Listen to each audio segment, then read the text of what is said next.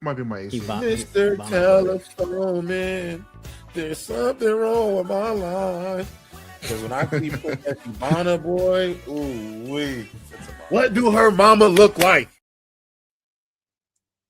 The intro did not play how it was supposed to play, but it was still entertaining. Shout out J-Rob, shout out Princess Ibana. People were kind of tweaking on that clip in the YouTube comments. I'm not gonna lie, talking out saying that we were disrespecting Yoruichi for superficial reasons. Well, with that said, ladies and gentlemen, we are back at it. Back at it again. We're back. Black Sensei Society episode number. I'm not sure. We got a lot to talk about today. We're going to be planning to talk about Spider-Man a little bit. We got a lot of hot takes to talk about today. That's going to get very spicy. One Piece, of course, with the recent stuff regarding Emu. This should be a lot of fun conversations. Of course, you got myself, Radell, the host, my co-host here, Miles, and Ty Davis. Gentlemen, how you feeling? You never called me Ty Davis before. Is this like a new... Like, I say Ty Davis all the time. Are we like a new place in our relationship? Would it evolve more if I just call you Tyler? Never. That don't even sound right. You know what's so crazy is that only people online call me Ty. Everyone else say Tyler, but it's so weird hearing niggas online say it. It don't sound the same, man. It's just never say that again, please. Thank you. I mean, if you want to, you can, but it doesn't. I prefer Ty. Don't worry. I mean, I'm with you. People used to call me my epithet before. I just go like, just call me my first name. I used to go by RTL Faith, and people used to call me RTL or Faith online, and that was my thing. Now everybody calls me Radell. Attach whatever random thing you want to attach to my name online, and we rock. Miles left. I've always been Miles. Yeah. Plus left? Yeah, but just Miles. Shout out, man. Today should be a very interesting conversation. If people are in tune with, what we got going on here, we're a podcast that talks about a lot of different things. And if you want to join the community, feel free to check out all our socials, check out our link tree. The community hot takes we're going to do a little bit later on is from the Discord in particular. So if you ever want to be part of content like this, you just got to join the Discord. Also, like this stream, subscribe to this channel, and rate the podcast 5 stars. Of course. I did want to ask you guys this. Did you guys see the people tweaking out about the Yoruichi stuff in the comments? My response is the same reason why you think that we dislike Yoruichi is the same reason why you like her. Like, didn't we pick her over like almost every person except like one person? Or was there like 2 anyway? They were mad for the Boa Hancock one. It was like the primary reason people were upset. Well, what happened? Ooh, I don't remember. So Ty, first of all, I'm gonna be honest, it's not that big of a deal. We were going through anime women and selecting which one we would pick. Oh, I do remember that topic. These are fictional 2D women. That's the first thing. The second thing is I don't know why we picked Yoruichi more than we didn't pick her. I don't understand the outroar. Who did y'all pick over Yoruichi then? I think Hancock was the one that we all agreed on. I think Lonnie himself went S-Death because Lonnie. Grandma from Don Don. Grandma from Don Don we all picked. And I think that was it. Okay. Real. I mean, you were there. No, I was, but I didn't remember. Ty was tuned out of that, and I'm not gonna lie, I don't care. Like, if you're mad that I picked a different anime cartoon than you, yeah, it is what it is. It is what it is, gang. Yeah, I wasn't like that. It really wasn't a big deal. I'm not gonna lie. To start it off though, we're gonna warm ourselves up with some a game. We'll only do one. I will say I did watch Spider-Man Brand New Day recently. I'll give my thoughts a little bit later on once we start doing some hot takes. Fantastic movie, in my personal opinion. I really love the movie. And Tom Holland and Spider-Man. Tom Holland Spider-Man is now my favorite MCU character, and Spider-Man is now my favorite superhero. I'm officially on Team Spider-Man. So that movie was great in so many different ways. Spider-Man fans run. My fault. You're on the right side of history. I would My say- side. It took you this long to be a Spider-Man guy, man. I was more Superman. Really? With his ass movies? Yeah, it's just like I like the overpower, the symbol of being like good. And then I kind of, if you count Deadpool, then I'll go Deadpool because he's hilarious. I like the Deadpool movies. I like the most recent Superman movie too. To be fair, That was a good movie. It was good as fuck. But we're gonna do a warm-up game to kind of get us a little bit activated. We all seen Bleach, either read it or watch clips. I've watched a recent episode just recently, and I'm gonna do a gauntlet of Kisuke Urahara's Bankai versus these other Bankai. You guys let me know. I'll also pitch in which Bankai are better. Okay. as far as like the reveal and everything. At least how I view it is like what you did with it. You know what I'm saying? Like, Oh, so we're doing all that reveal, that's how I what they did. That's how No, I I like it. All right, bet. Yeah, it's really honestly your own criteria. That's how I prefer to kind of go about it anyway. And then we can talk a little bit about the Bleach episode and as well. You know what? May save that a little bit later as well, actually. Okay. Who has the better Bankai? Kisuke's Bankai came out. It had a large reception. It looked very good in the anime. But is it better than these other Bankai in Bleach? First Bankai up. We're going to do it right off rip. Kisuke versus Ichigo. Ichigo. Fair enough. Kisuke versus Renji.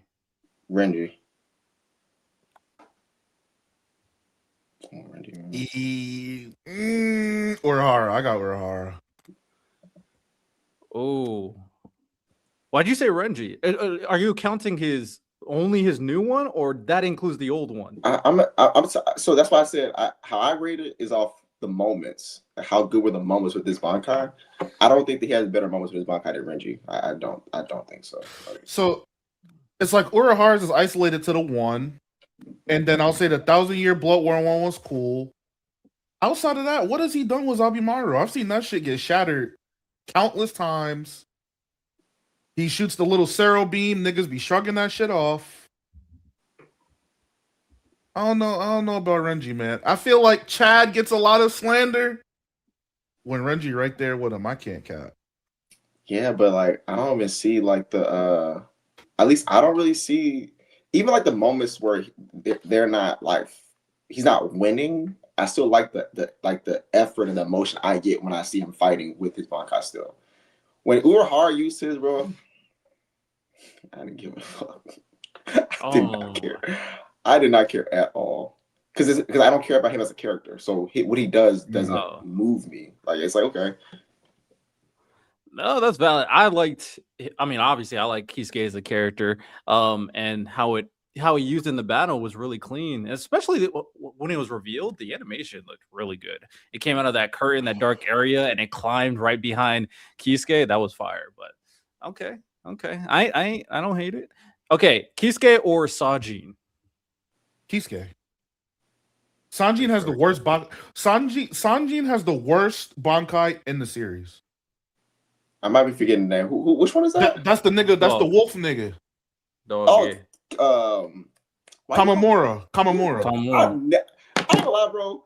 There's certain names no one's ever called him that. That's his first name. That is his first name. It's the same way that in JJK, if you call Kashimo Hajime, I think you're doing a lot. That would be weird. I thought you were going to say Gojo and people calling him Satoru. Satoru? Yeah. You know what I'm saying, bro? But his other name is a little bit longer. So wait, hold on a second. Is Kisuke? Wait, hold on a second. When he uses against a fake Carcur town, he got violated. But his dynamic between him and Tosin was fire. But the Bankai itself. The human version was the most interested I was in the Bankai when I'm going. Yeah, bro.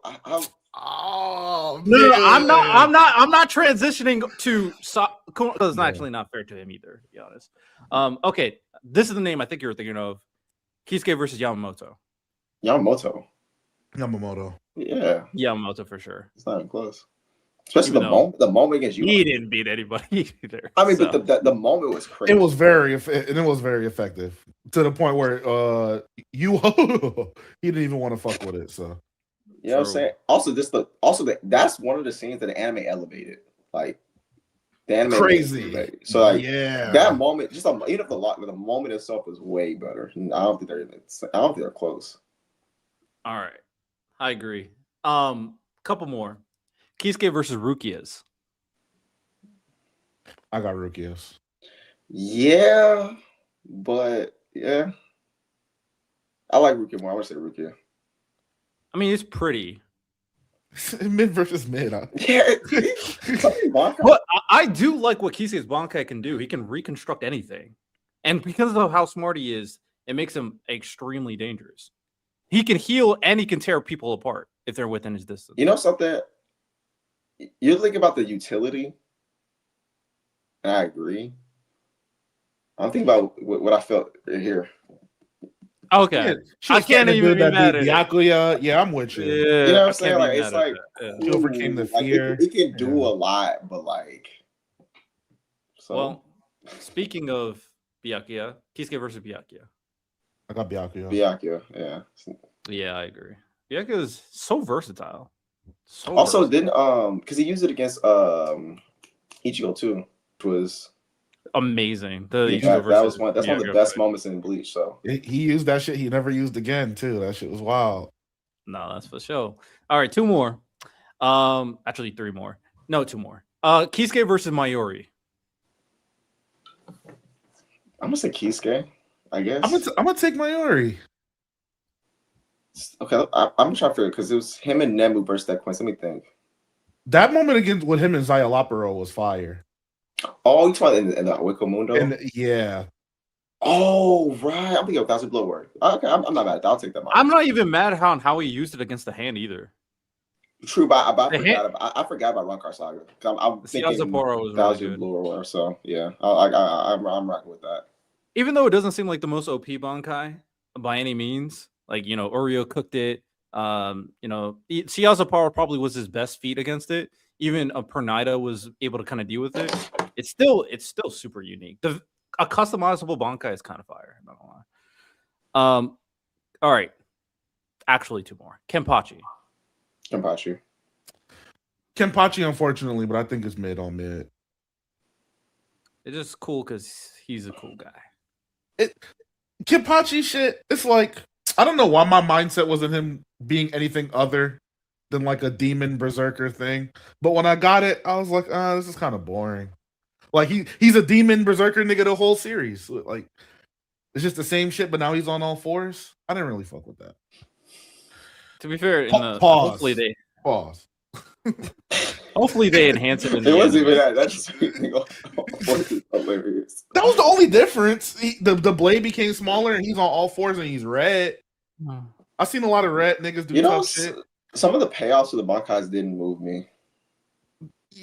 Well, especially the final arc was very rushed. But they've been at the very least enhancing, giving them more showcase, a little bit more. Which is why I think a lot of the Bankais early in the series, I think the payoffs were better, high key. Oh, because he had an idea, he drew it out, he allowed them to show what they can do. Except Tensei, his Bankai is always trash in every single. Yeah, but also I think that just the moments that it happened. Like I'm thinking about like the Bankai where we were seeing Ichigo and Byakuya fight, like the build up to that fight, and then that moment I just feel like, what's the last one though? Even the resurrections too. I don't think the Quincy's even like what is theirs called? Like the Volstandic shit. That doesn't even compare to like the resurrections we saw from all of the Espada. Yeah, especially Grunge Ukiura's. Okiura's was crazy. Way more powerful. Although the ones with the Quincy's are OP as hell in terms of like what they can do. Yeah, they are. I mean, I think. But the moments are ass. The moments are kind of very mid. I agree with you. Last one, Hitsugaya, Toshiro. Hitsugaya. You threw it in there, so we had to pick it. Hitsugaya. I'm picking Kisuke on purpose. Ty gonna go rogue. Hater. He's like Hitsugaya. Like this thing did one failed attack. Why don't we talk about that? I talked about it when they glazed it last time. No. When I say why don't we, I'm saying Radell. Oh. That nigga did one failed attack. It didn't work. I know people pretend that it worked. Well, as people pretend that his scene ended with him just like on one knee, that's what they think the scene ends. But unfortunately, it's keep going. And it's just one failed attack. I mean, I guess, bro. I believe that chapter ends with "It's a miracle." I think that's how the chapter actually ends, and he transforms at the beginning of the next chapter. Hey, if the Bleach anime wants me to glaze the crap out of it, just have just retcon it and have Toshio beat Valkyrie. So just have him beat him. That'd be amazing. Have him beat him, but doesn't you have to take his powers? Yeah. So have him like retcon the writing and just have have him get killed where UI can't. Wait, doesn't he? If he get killed on the powers, go back to UI immediately then? Yeah, they do. Probably, yeah. So he has to beat him simultaneously as UI is doing his thing at the to take everybody's powers. Yeah, I guess, bro. A pointless buzzer beater. Oh, I beat him. Yeah, give him a W. Facts. Just for hand claps. Yeah, great hand clap, especially if the moment's good enough. All right, that's our little warm up game. Let's get right into the main segment. So, how this will work is we got 10 categories of hot take categories. We're gonna give one hot take for each category. And we're gonna make this competitive. It's a little bit of a game as well. Where who can make the worst takes, Radell? That's the game. Well, it's either who crashes out from the hot take. If me, Ty, whoever crashes out, the person who made the hot take gets a point from getting people to crash out. And then you can also get a point if you make a good enough argument that the person that everybody kind of agrees with. I have an addendum though. I feel like we're the most composed of the group, other than Santo. I think I throw Santo in here. What would constitute a crash out amongst this particular group? Yeah, that is true. Because Radell and Lonnie are here. Random and Lonnie. I could just Mashoko Tensei bait and just run up points. No. Mashoko Tensei, a Bakugo. What's it called? Saga of Tanya the Evil. Demon Slayer's Care by Animation. Free Rin. There's so many ways I can go. I did put this here. Now let me know what you guys think about this. There's also the capacity where you do a hot take, but you don't have to give an argument. Technically, you don't have to give an argument if you don't want to. However, if you or if any of us are so upset, like, bro, you got to explain it, then that would be the crash. I was like, bro, I need to hear him explain this crazy hot take. And then the person who did the hot take gets a point. Is that too complicated, or do you guys just want to do a free bowl without no points? I looked at the super chat and I completely zoned out. So unfortunately, you're going to have to repeat yourself. Can you please one more time say that? And I'm going to completely lock in. Or we can answer the super chat real quick and then I'll lock in. Before we do that, I do want to shout out Lonnie. I did want to wait until we were done with the thing before I shut this. Whatever jewels are, Uncle Alert, shout out.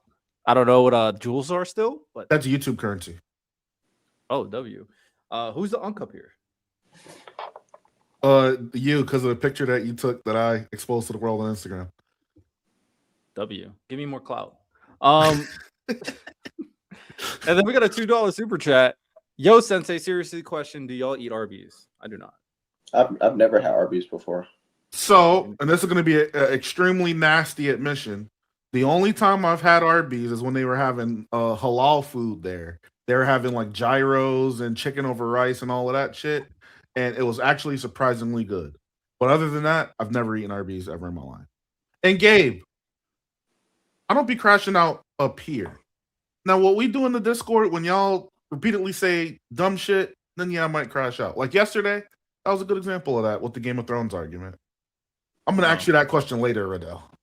Okay, but all right, this is what I said earlier. So you technically don't have to give an argument if you don't want to for a hot take. However, if the other people were like, bro, the hot take is so ridiculous, I need you to explain it, that's how we're going to count it as a crash out.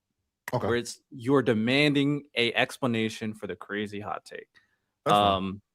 So that we can do that as well.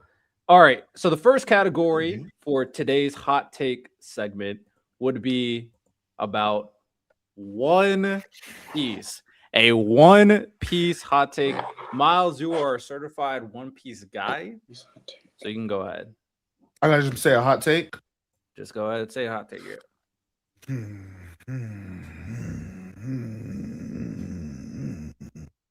trying to see, do I want to go agenda or something I actually believe? He's hot take. I wrote all my hot takes down, so I'm ready. I was like,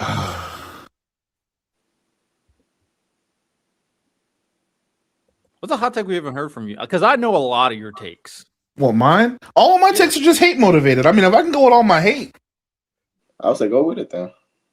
Do whatever you feel like. What's on your chest that you got to let out today? The amount of love that Zoro gets should instead be given to Sanji. I think Sanji has done way more to protect and stand up for his crew in the second half of One Piece than Zoro has. And I feel like Sanji's thrown to the side and hated, while Zoro's loved and glazed. Well, it's not doing as much. I didn't expect that. I'm not gonna lie. I did not expect that. I'm gonna be honest. It don't gotta be shit I believe, right? I don't believe that. Well, how is this a hot take if you don't believe it? You should believe it though. I feel like believe the take. All right, so I'll stop it at I feel like Zoro's overglazed. I don't feel like he's. I feel like okay. I feel like either Sanji needs to be glazed more or Zoro needs to be less because I think they've both kind of been subpar throughout the post-time skip. I think if you want to say that Sanji hasn't done anything or contributed anything to the crew, I think a lot of that same thing would apply to Zoro because in different instances, they both weren't present in the story. And then when they did have, their peak moments, I don't think they really hit that crazy. So that's where I'll land my take. You know what? Is it my turn? I do gotta hope he's hot. It shouldn't be a hot take, but it is a hot take, I think. I will say, well, I do want to say in regards to because I already knew this was your take. It's not obviously surprising me because I know you're critical of Zoro. So don't hate the take. I like Zoro because he's cool, but I also agree he does get overglazed a little bit. So I don't think Zoro's that cool. Nothing happened. It's like that nigga cool, man. I want to say post time skip, pre time skip. I think he was raw as fuck. Post time skip, I don't think he's any cooler than anybody else on the Straw Hat. Hot take. The Straw Hat I think is the cool. The Straw Hat I think is the coolest post time skip is Robin. I think Robin's cool as fuck. Ooh. Zoro's obviously gonna King of Hell. Lightning's gonna it's easy. It's easy for him to be cool. I think there's mad niggas more cool than Zoro in this story. Shanks is infinitely more cool than him. I think the admirals are more cool than him. Even the lame ones, they're more cool than him. Like Green Bull? Not him. I'm talking about Fujitora and the rest of the boy. Real quick, not him. That's hilarious. That's hilarious. Oh my God. What makes Robin more cool than Zoro? I'm gonna give you a point for this one because I think this was an interesting take. What makes Robin more cool than Zoro? I think her demonio floor moment was really cool. I think that progressed her. And then I just want to say overall throughout their journeys, other than maybe Zoro himself, she's easily the most level-headed Straw Hat. She's never thrown off her pivot. She's never scared. She's always willing to take action, throw herself into the fray. She's not hiding behind, all my bones are broken, or I'm fighting the weakest nigga possible, or I'm lost, or I'm this. She's always resourceful. She's always there. She's always helping the crew. Zoro bullshitting on Dressrosa had to get thrown across the island. Zoro didn't come to Whole Cake. He's on Zoe, not doing shit. He's in Wano, not doing shit. He's learning about history and stuff, but what is he doing? To get all of that cool stuff. But when we fast forward to the rooftop, he blocked Big Mom's shit. That was cool. The Ashura moment against Kaido, sure, that's cool. And then the King of Hell against King. King is a fucking bum. I don't get amazed by niggas beating bums. King is a bum. So it's like I respect King. I respect him for being the last black man. True. But outside of that nigga's a bum, bro. You lost to a nigga that just got all his bones broken and is on a medication that's making him take 2 times damage with no understanding of his hockey. You're a bum, bro. Or farming against bums. That's what we do. Respect. All right. Ty, what's your hot take? Dang. I guess it is a hot take. but I don't know how much it is based off race and stuff. But my take was that Luffy, I don't think Luffy's a top tier. I don't either. See, that's what I'm saying. I'm about to say, even excluding like Emu and them, that nigga is not stronger than the Admirals. He's not stronger than them. The fact that Kizaru wanted Luffy to beat him, and Luffy knocked him down, yet he can move so fast to get this nigga food that no one can see him. But he was hurt. He didn't want to kill Vegapunk, obviously, y'all. Like that was the thing. Like he wanted Luffy to beat him. Is that Luffy was just so much weaker than him? It took Luffy a long time for him to appear like he was damaged. He's not stronger than Rayleigh and them. Not stronger than Gaban. That's clear. That should be clear now. I think he got the spoilers. With the spoilers, I think he got Rayleigh. I don't think he got. But here's the thing, right? And this is why I say this. If I'm just thinking about like the writing aspect, the outside agendas, is that the story is showing us that in order to be the Pirate King and what freedom is, what Luffy learns in Chapter 1 of One Piece is that you need strength to protect your friends. That's what strength should be used for. To protect people from oppressive forces. Luffy thinks that it's about being a tough pirate. That's why he stabs himself in the face. But Shanks shows him that protecting your friends is what the important thing. He's reminded that when he loses Ace, that he's not strong enough. So the story is saying to be the Pirate King, you need to be at a certain level. But his crew is not at that level. So why would I think that they're stronger than the people that came before them that actually achieved what he's trying to do, like narratively?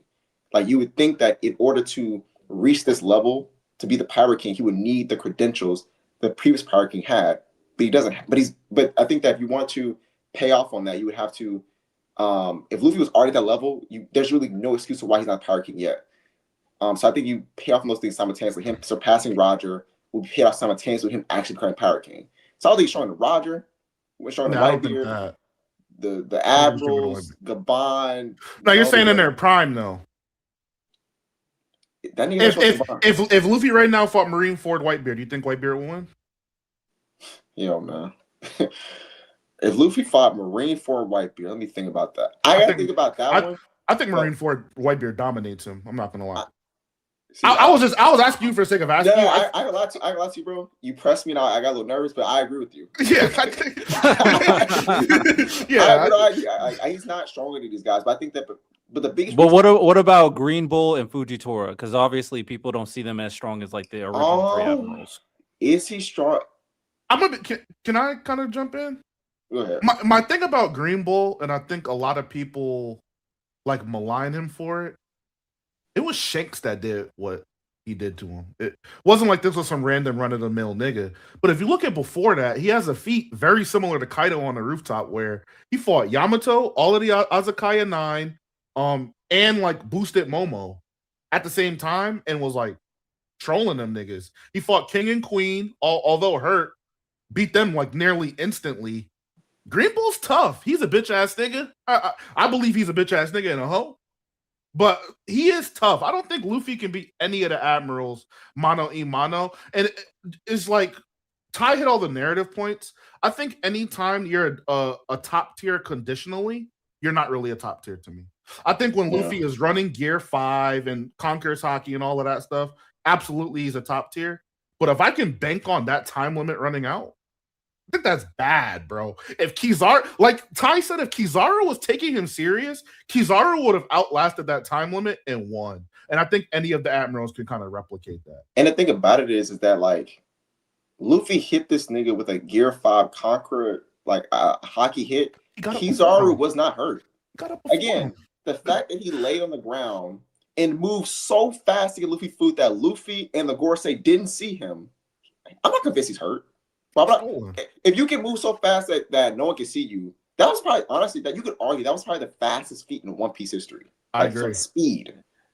Like, see, I actually don't hate this because I never was really big on like people putting Luffy on this top spot. And now people are obviously low because of what Emu did recently. But I do have to ask this question: if we're, especially Miles, since you put out the conditional aspect, because I kind of agree, but you know, this is kind of like at their peak. Type of, does that indicate like how strong they really are? Do you think Luffy is stronger than the combination of Kid and Law? Yeah, I think he wins. Can I say this? I think that even in Gear 5, I think it's very telling that we understand that Luffy, there's a part of him, outside of just him having to pass Roger and them, he needs to learn certain things. They showed that Gaban knows something about hockey that the other Strides just don't know. He was able to injure an immortal, and it stopped him regenerating. Right, so that's clear that Luffy did all those punches on Saturn. Saturn was unaffected. That nigga didn't hurt Saturn. Like Saturn came back like nothing happened. And then the fact that I think it's important that when Luffy and Zoro were fighting Gaban, they went to their most powerful forms to jump him. Yeah. Like, why would they do that why would Oda set that up if he was like not above them? I think that he jumped into Gear 5 because he was like, if I don't get in Gear 5, this nigga's gonna kill us. So I'm just not convinced. To even add to that understanding, Ty, because I think the hurting Emu aspect is one of the more advanced applications. Roger and Garp showed us that even something as simple as using your Conqueror's Haki as like a defense or combining it together and making it a big mass, Luffy lacks even that understanding. Luffy, people, and this is where I could say, like, I'm wrong. People are critical about Zoro and his Conqueror's Haki mastery. Luffy is LARPing as a Conqueror's Haki master. He's not there. Like, he's not. Not at all. He's just at the cusp. Like, the coding is probably like level 1. There's probably 2 or 3 levels he has to go up before we can even say he's mastered that, let alone his fruit and everything. So we're done with conditional top tiers, man. I'm with Ty. I agree. We're done with that. All right. Ty, I think you deserve a point for that one. Shout out. Don't hate it. Don't hate it. All right. My hot take for One Piece is I don't think the Straw Hat characters individually are as great as some people say, but as a group, they're the best anime group of all time. The thing about it is, I don't agree with that because I think that when you compare them, the thing about it is that when you think about any story, usually characters, these good ones, have like their arc or like their character arc, and then you have to like kind of put them to the background and focus on other characters to a degree, right? Especially something like a long story where you have all these moving pieces. Like there's no story where the entire main cast has equivalent a narrative relevance the entire time. That's unrealistic unless you're talking about the protagonist. Even then, sometimes that can shift as well.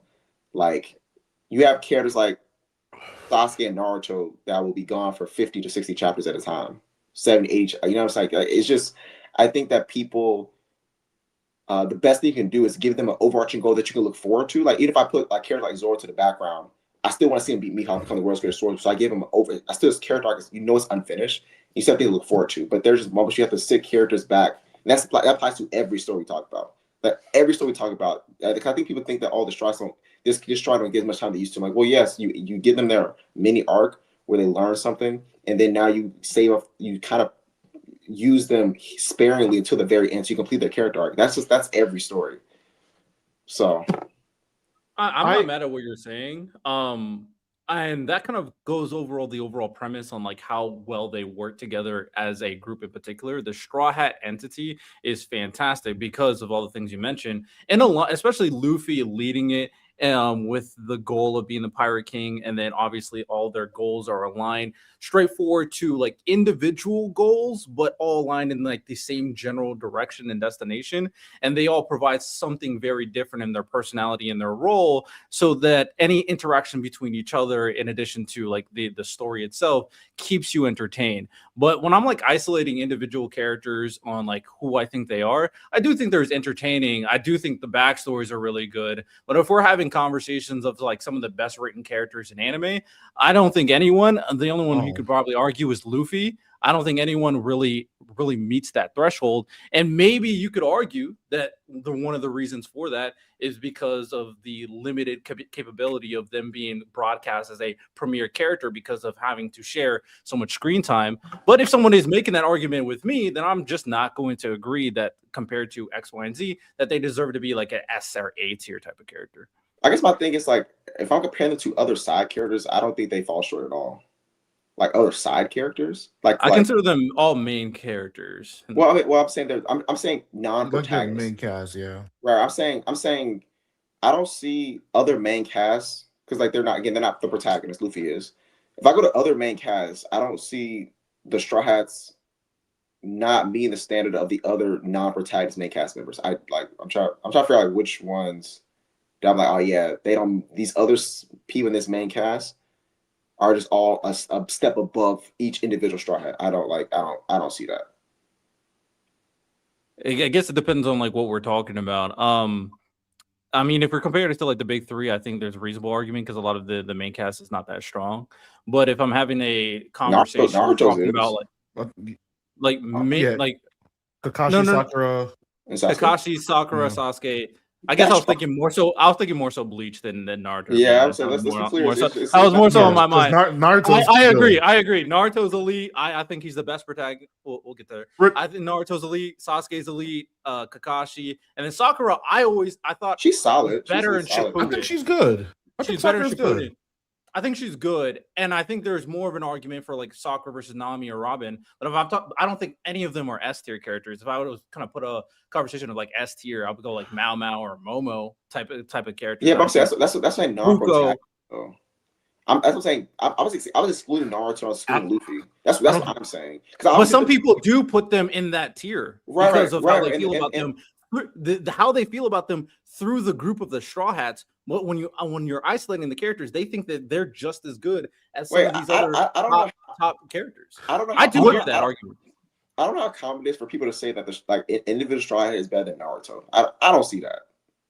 Better than Naruto or better than Naruto's cast? No. So this is what I'm saying. So I'm separating protagonists.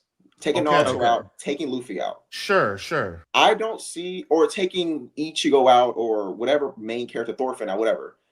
If I just take the main cast members aside from the protagonist, I think the Straw Hats stack up perfectly to any of them. I mean, I wouldn't. I don't see I don't see there being a gap. Like I don't think that Kakashi gaps all the Straw Hats as a character. I don't think that. Sakura, like I said, Sakura's a little bit more. You think Kakashi most of them? No. Gap is a strong word. Gap is a strong word. Gap is a strong word. I think he's better than most of them for sure. Right. But that's fine. That's fine. But again, do you think he's better than all of them? Other than Luffy, yeah. I'm taking out protagonist. Protagonist is not. Yeah. I might lean with Radell. Yeah. I would say for me personally, other than Robin, Sanji, that might be it. I think he's better than the rest of them, which is fine to me. But I don't know if I agree with that. But that's fine to me. But that to me is like the fact that you have to think about it is why I'm saying they're on par. Like at least if you want to say if it's not all the Straws, obviously not be all of them, but. I'm saying if you stack up the Straw Hats with any main cast outside of protagonists, I don't think there's this disparaging gap. Is the only point I'm making. I don't think so. I think they stack up to any of the great ones. If I take My Hero, I take whichever one. Oh, My Hero, I got My Hero comfortable. I got individually as a that's what I'm saying individually. But I'm saying Radell. So I'm saying Radell for My Hero. Are you? For My Hero, is it just Bakugo, Ochako, but I'm saying all of them and All Might, or are you saying all of Class 1A? No. The ones you mentioned. Okay, so then the what I wanted to, because you guys are going, what I wanted to jump in and say, I think it's unfair to One Piece because I feel like they have a bigger main cast than other series. It's a lot easier to create, let's say 3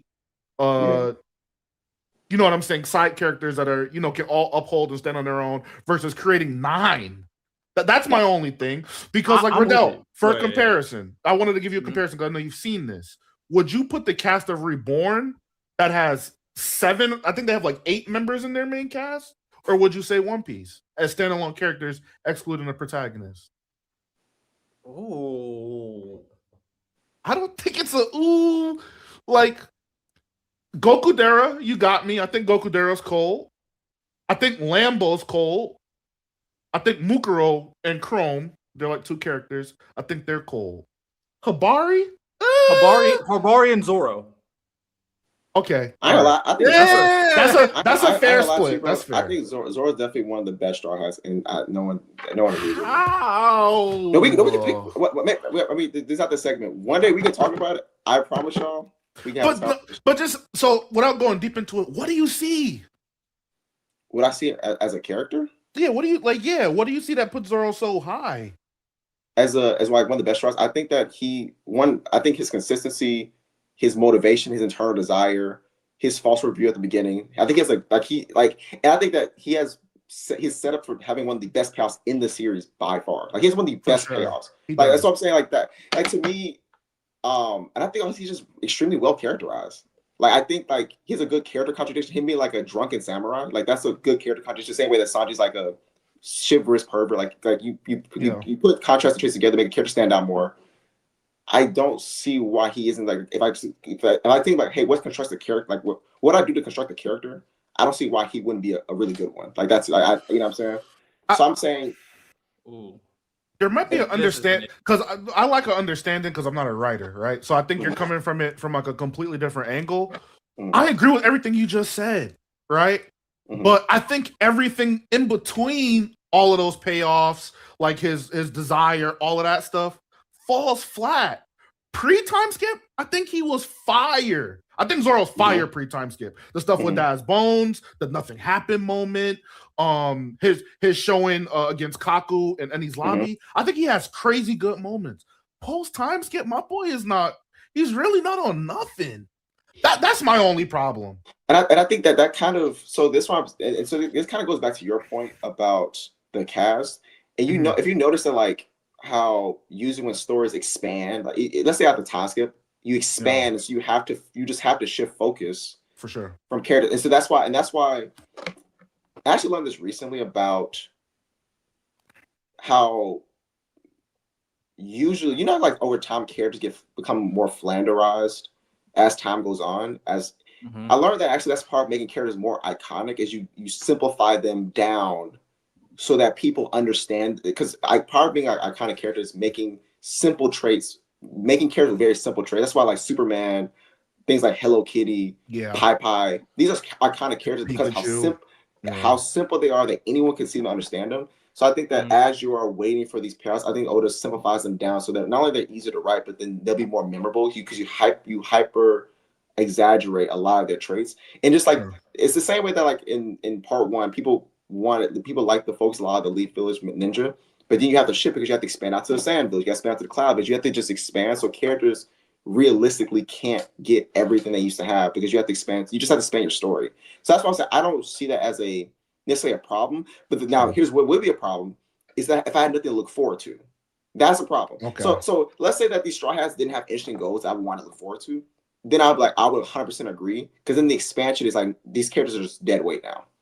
But they're still leaning towards helping Luffy accomplish their goal, accomplish his goal. And then they realize that in order for Luffy to do that, I have to accomplish mine. And so that's why I think that the characters can withstand having things like off the board. That's why like Sasuke can go missing from Naruto for hundreds of chapters in stretches. So you gotta go kill Itachi. Like it can work. You know, we're gonna have a dedicated segment. One Piece episode, in the future. We'll definitely do that. All right, so far, Miles, you got a point. Ty get a point. Do I get a point for my hot take? I'll give you a point. Yeah. Awesome. All right, we'll speed run some of these ones and then the other ones will have a little bit more of an argument. We don't need to have a deep dive for each one. So the second one is NBA before the LeBron era hot take. NBA before the LeBron era. Give me you said the NBA before the LeBron era. Man, I got so many. I'll give mine first since I went last. All right, hear me out. Which is funny because the Player's Choice talked about this recently, and I actually agreed before they even said this. The 90s Bulls would not do as well as people think. They would actually get cooked by a lot of teams in this generation. But bro, when y'all watch 90s defense, you see these niggas all standing in the paint, standing around, not having to rotate, bro. These modern offenses would throw these niggas for a loop. And I don't even want to go as far as to say like volume alone. 3-point volume. And a lot of these players, other than Michael Jordan, if you want to say that, a lot of these players won't be able to actually do much on offense, and they would get cooked on defense. I swear to God, the role players would get destroyed. They would get destroyed, bro. And it's okay, bro. It's okay. Bill Cartwright. Yeah, right. Yeah.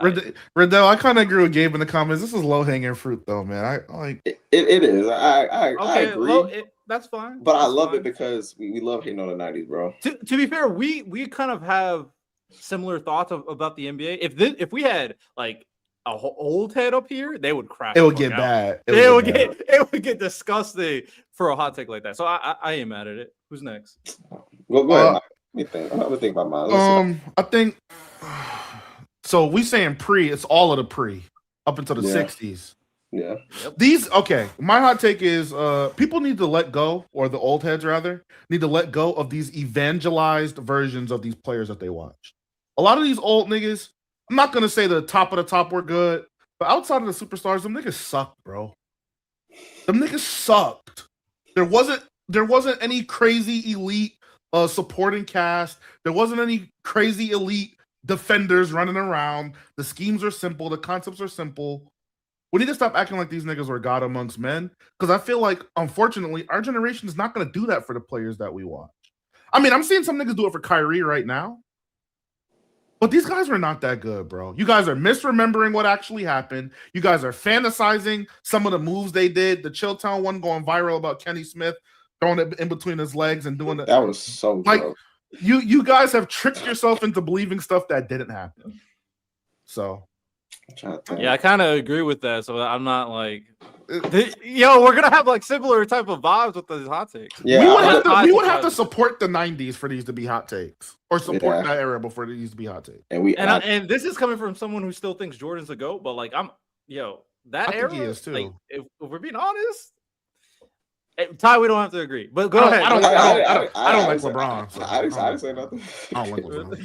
What's your hot take? My hot take pre. Let's think of something. My hot take pre-90s.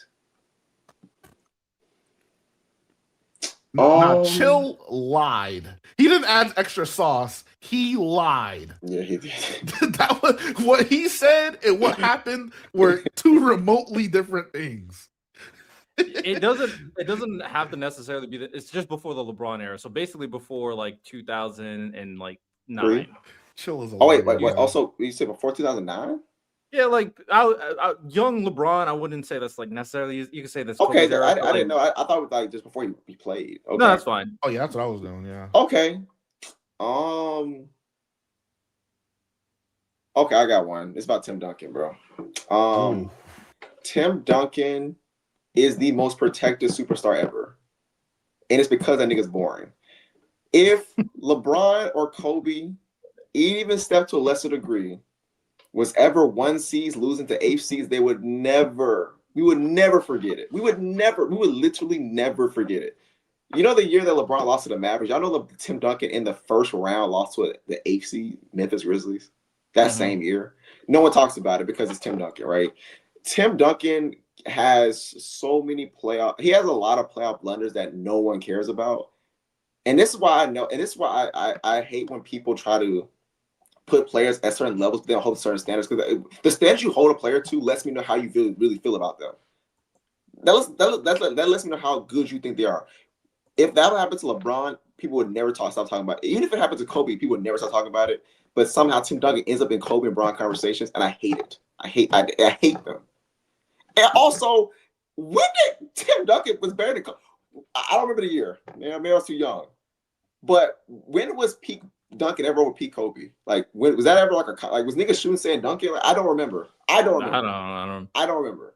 We need Kent for that take. Because I don't disagree. I'm not gonna lie. The Spurs lost and Kent went ghost. No, Tank. Steph is up there too. Steph is up there. I agree. Steph because Steph can miss the playoffs. Nobody cares. LeBron at 40 missed the playoffs. He's out the game. Not too much. No. Steph is protected. Steph.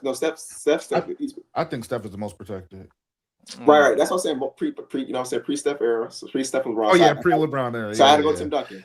I would have said Steph, but Tim Duncan was the original Steph, but Steph gets more light because he's not as boring. But Tim Duncan benefits from being boring. So all of our takes are kind of like on the same wavelength. So it's like we all kind of agree. We're kind of on the same tune. I ain't gonna lie, bro. Let me spice mine up a little bit.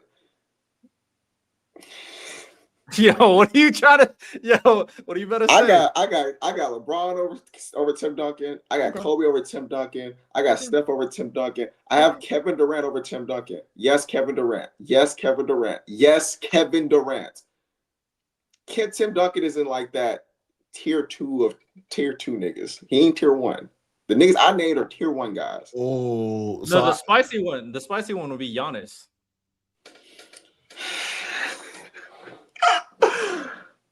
I would give it to Tim. I'll give it to Tim. Okay. But I'll give it to Tim. It's fine. But I feel like when I say KD, I feel people will be sure. I'm like, no, I would take a peek. If I don't hate KD. I'll take KD. I'll take it, bro. I'm taking Timmy D, man. I'll take KD. I don't hate either way, to be honest. For Tim and KD, I don't see the Kobe argument at all. But I don't hate the KD and Tim. I promise you, I'm not just Tim. All right. Well, solid hot takes. For the most part, we're on the same page. We went to the NFL one. Current NFL era after Tom Brady. After Tom Brady, oh man. I don't watch football, so I'll go first. Mm-hmm. I think football is the most barbaric, boring sport a human could possibly watch. I think that shit is so boring. Watching niggas get beat over the head, thrown to the ground, hit mad hard. I just think it's barbaric, bro. I don't think it's becoming of a black man to watch football. I don't. It's barbarian. You get a point for that one. That shit is barbarianism, bro. That nigga added the black man on there. Yeah, you got it, bro. I'm sorry, y'all. Hey, man. My gosh. I'm sorry, y'all. Gladiator battles existed. Football can exist. You know what I'm saying? Weird. Hey, man, what about rugby? What about hockey? All of that shit's tie. It can all go. Any barbarianism, y'all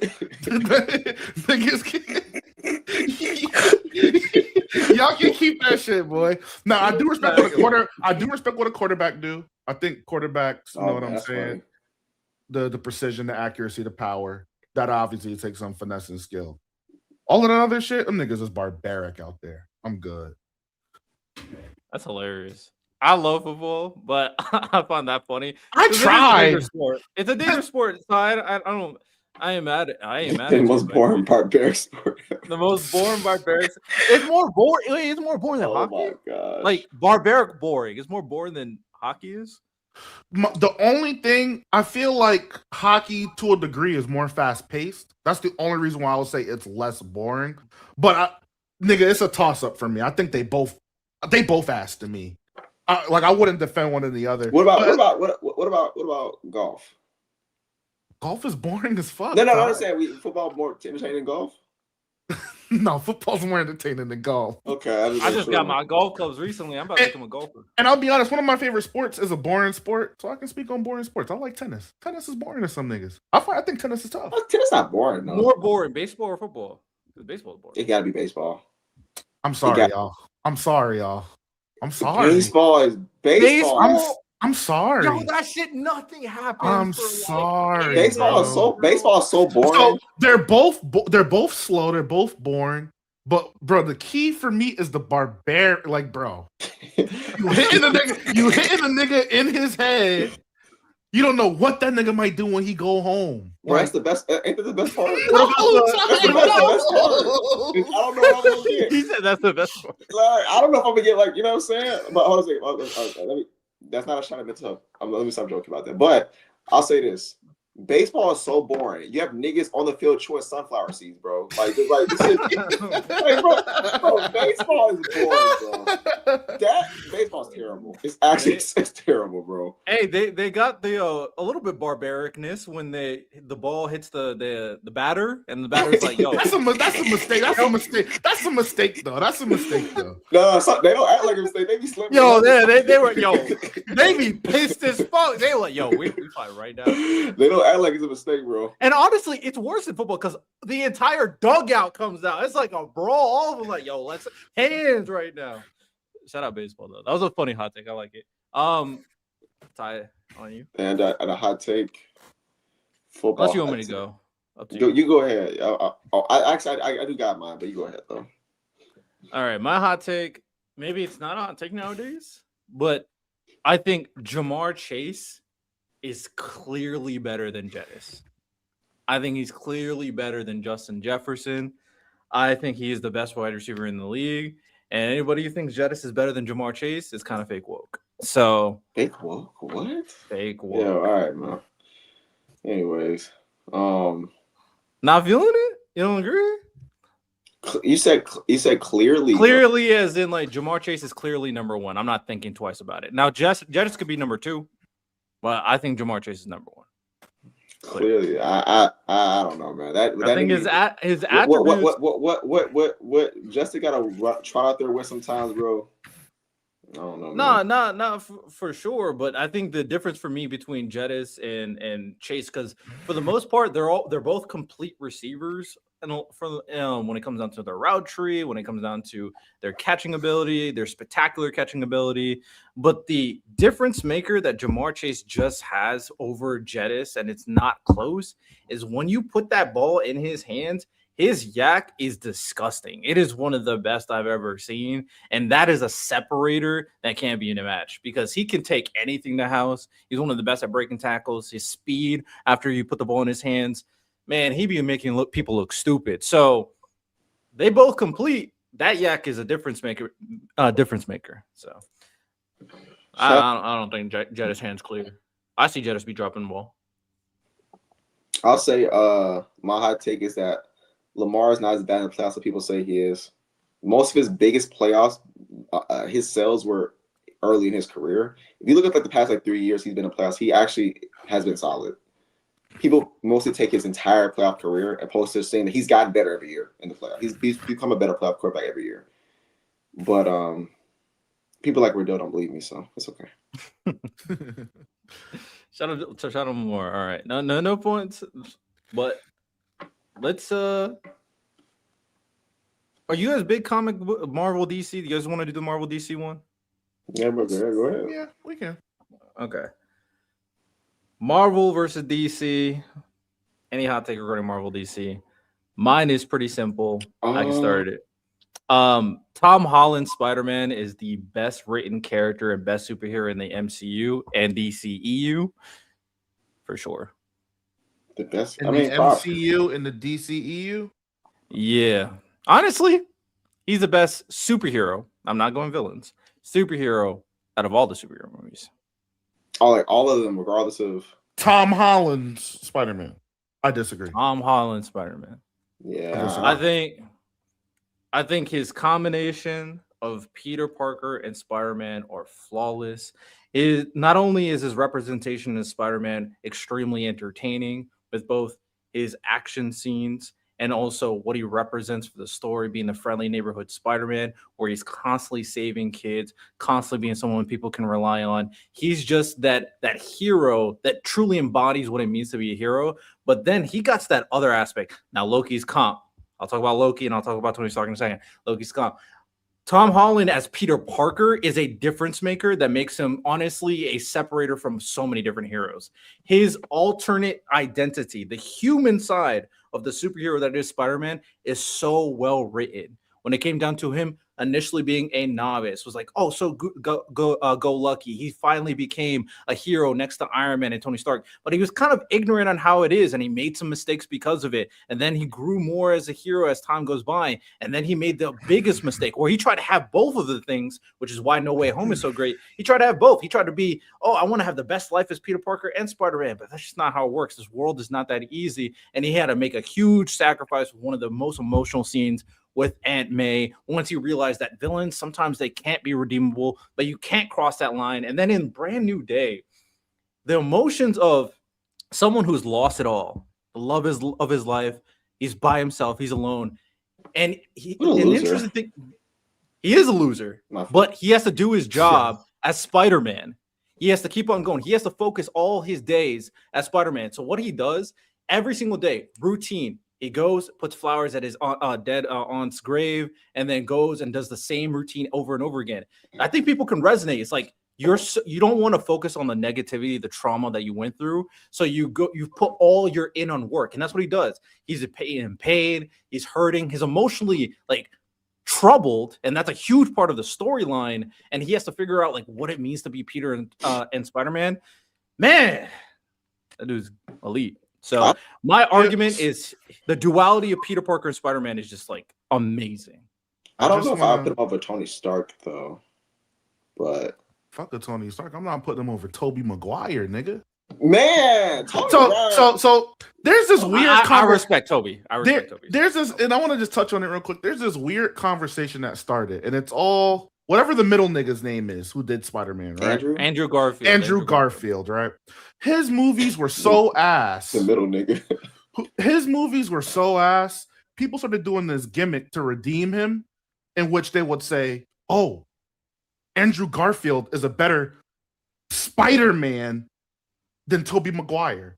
So them trying to save him wound up maligning Toby when we all know Toby is the best of both worlds, man. I'm sorry to tell niggas, Toby is the best of both worlds. All of his movies are fucking phenomenal. They aged well to this day. His dynamics with his Mary Jane, his Harry Osborn, all his villains. Toby is that nigga. I'm not trying to hear Tom Holland. You a good dude, bro. You got 2 bad movies out of your 4. You got 2 of them. 2 of them whack Johns. 2 bad movies is crazy. And also, Homecoming and Far From Home are not that good. I'll give you Far From Home. Homecoming is good. But Spider-Man 3 is not good. It's not a good movie. Spider-Man 2 is the best Spider-Man movie. So what are we talking about? And No Way Home. No Way Home's not better than No Way Home, man. No Way Home. Spider-Man 2, bro. Spider-Man 2 is elite. I don't disrespect things that I like. I like Spider-Man 2. I like Spider-Man 1. Spider-Man 3 not it. And Andrew Garfield Spider-Man. Spider-Man 3 is so overhated. I advise y'all stop listening to critics telling you that movie is bad and go back and watch it yourself. Yo, that movie's good. The thing about the Tobey Maguire movies, the thing about Tobey Maguire movies is that no matter what you say, you had a good time watching that movie. I don't believe you had a bad time. No, you missed. I said even Spider-Man. No, I agree with you. So it's not I don't see a bad. I think it's mid. Okay. Why is Spider-Man 3 mid? Wait, hold on. Before you go. I don't think if I had a good time watching the movie, it's mid. Like it means it gave you, even if you want to say like there are certain writing issues. The point of these things is for you to enjoy it. That means that it did its job. Something that's mid to me is like, I left it. Oh, that was okay. I don't leave mid movies. I had a good time leaving mid movies. I disagree to that. I understand what you're saying. The only time that works if I'm thinking a situation where like me and my friends are watching a movie and it's good because we're all having a good time together. Sure. But I'm talking about I'm saying I had a good time because of the movie specifically, not because of people I'm with, not because I'm making jokes, because of the movie itself made me feel good. That's what I'm saying. It's a good movie. It's a good movie. I mean, well, you said it felt good. I think it was like, oh, it's cool. Like there's moments I like. What did you dislike about that movie, Radell? And I'm only asking you because I've never gotten the opportunity to kind of in length ask someone. Because whenever niggas don't have real critiques of that movie, it'll be like, oh, he was acting cringe, or oh, I don't like how he acted after when he was a human in the after the black suit. I don't like how he was acting. Them just are hilarious. I thought when he was dancing in the street, I'm like, the Tobey Maguire movies are genuine comedy. All of them, they're hilarious.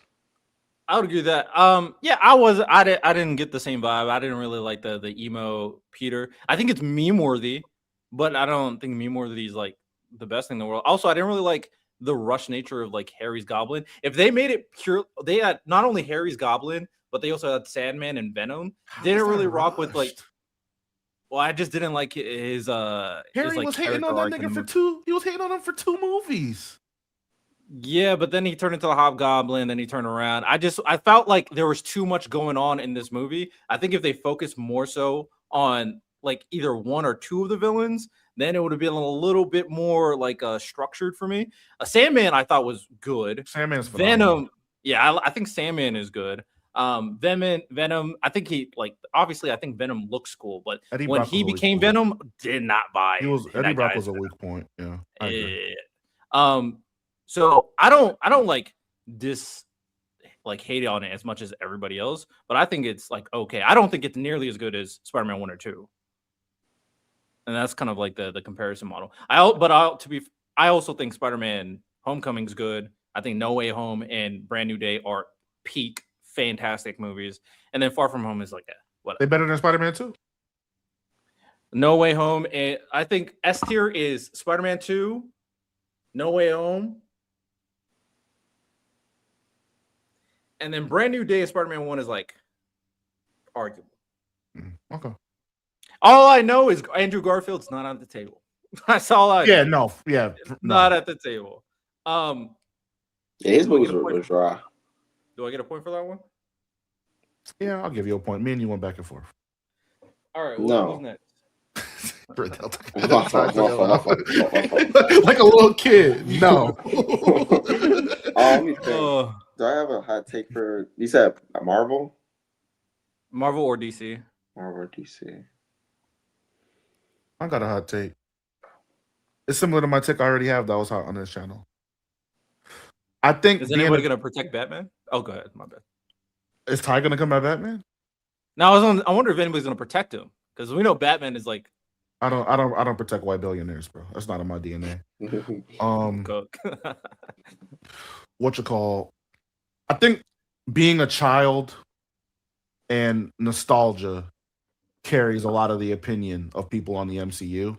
Whenever I hear people talk about how many movies are great or good or elite, they only signal out a few movies from very specific characters, right? You'll hear the Winter Soldiers, for example. But when we start dissecting each of these characters individually, a lot of people don't think the Iron Man movies are good, right? I think we can consensus agree the Hulk movies aren't that great, right?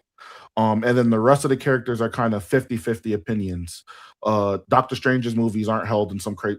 the first one I feel like is 50-50. The second one is also 50-50. No one likes Captain Marvel. No one really likes Captain Marvel.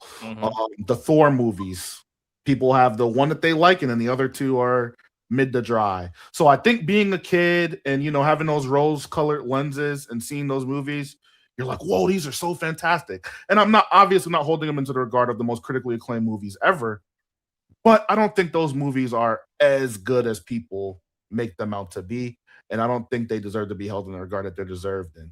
To the point where I think DC is a little overhated. While we're talking about all of these bad movies MCU had, The Dark Knight came out. People call that the best superhero movie for a long time. So I think the MCU love is a little bit fake. Just a little bit fake, motivated by being a child. I low-key agree. A lot of the movies are more mid. Kai, I agree. I think that's the only superhero branch I liked every single one of their movies. Guardians of the Galaxy. I like every Captain America movie. Yeah, I don't know if I got an MCU. Winter Soldier and Civil War. I liked all of them. Cap is cool. I don't know if I got a hot take for this. I didn't like Civil War like that though. Oh no! No. I'm thinking of a different movie. I apologize. Okay. I like Civil War. It was Age of Ultron. I was thinking, and that's an Avengers. Oh, movie. okay. That's an Avengers movie though. I hate Age of Ultron. Oh really? Civil War is kind of a sneak Avengers movie, but like it's technically Cap's movie. It's kind of cheating, to be honest. He has literally the entire Avengers in there, and then I like. Well, I don't. I'm not mad at this take. I'm not mad at this take at all. Shout out Shang-Chi though. No take from Utah? Yeah, I don't think so, man. It's all good. We can move on. We got a couple more. I like that take, Miles. I'll give you a point. For that one. Music.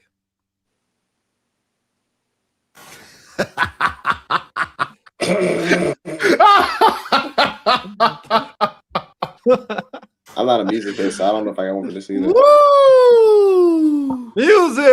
Music hot takes. I want to hear Miles. I want to hear Miles as well. I wonder if you'll take on Surround Kendrick or Drake.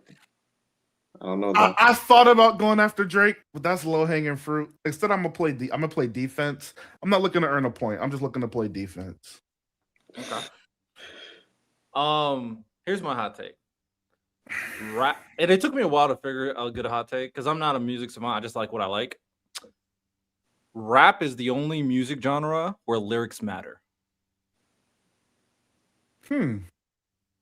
Tell me more. So I think about like all the other genre, and I'm not saying lyrics don't matter, but I think all the other genre, the melody, the sound, the instrumentals matter more in lyrics. Rap, I feel like, is the only one where it's like what you're saying in your rap song is what really resonates with the people over just vibing, feeling good. Like rock, for sure, the sound is really important. Obviously, pop, the sound is really important. Of course, hip hop, the sound is really important. R&B, the sound is really important. You have to be like in that melodic type of flow state, of course. Country, I thought about a little bit because people do resonate, but honestly, they resonate with that country sound very much so.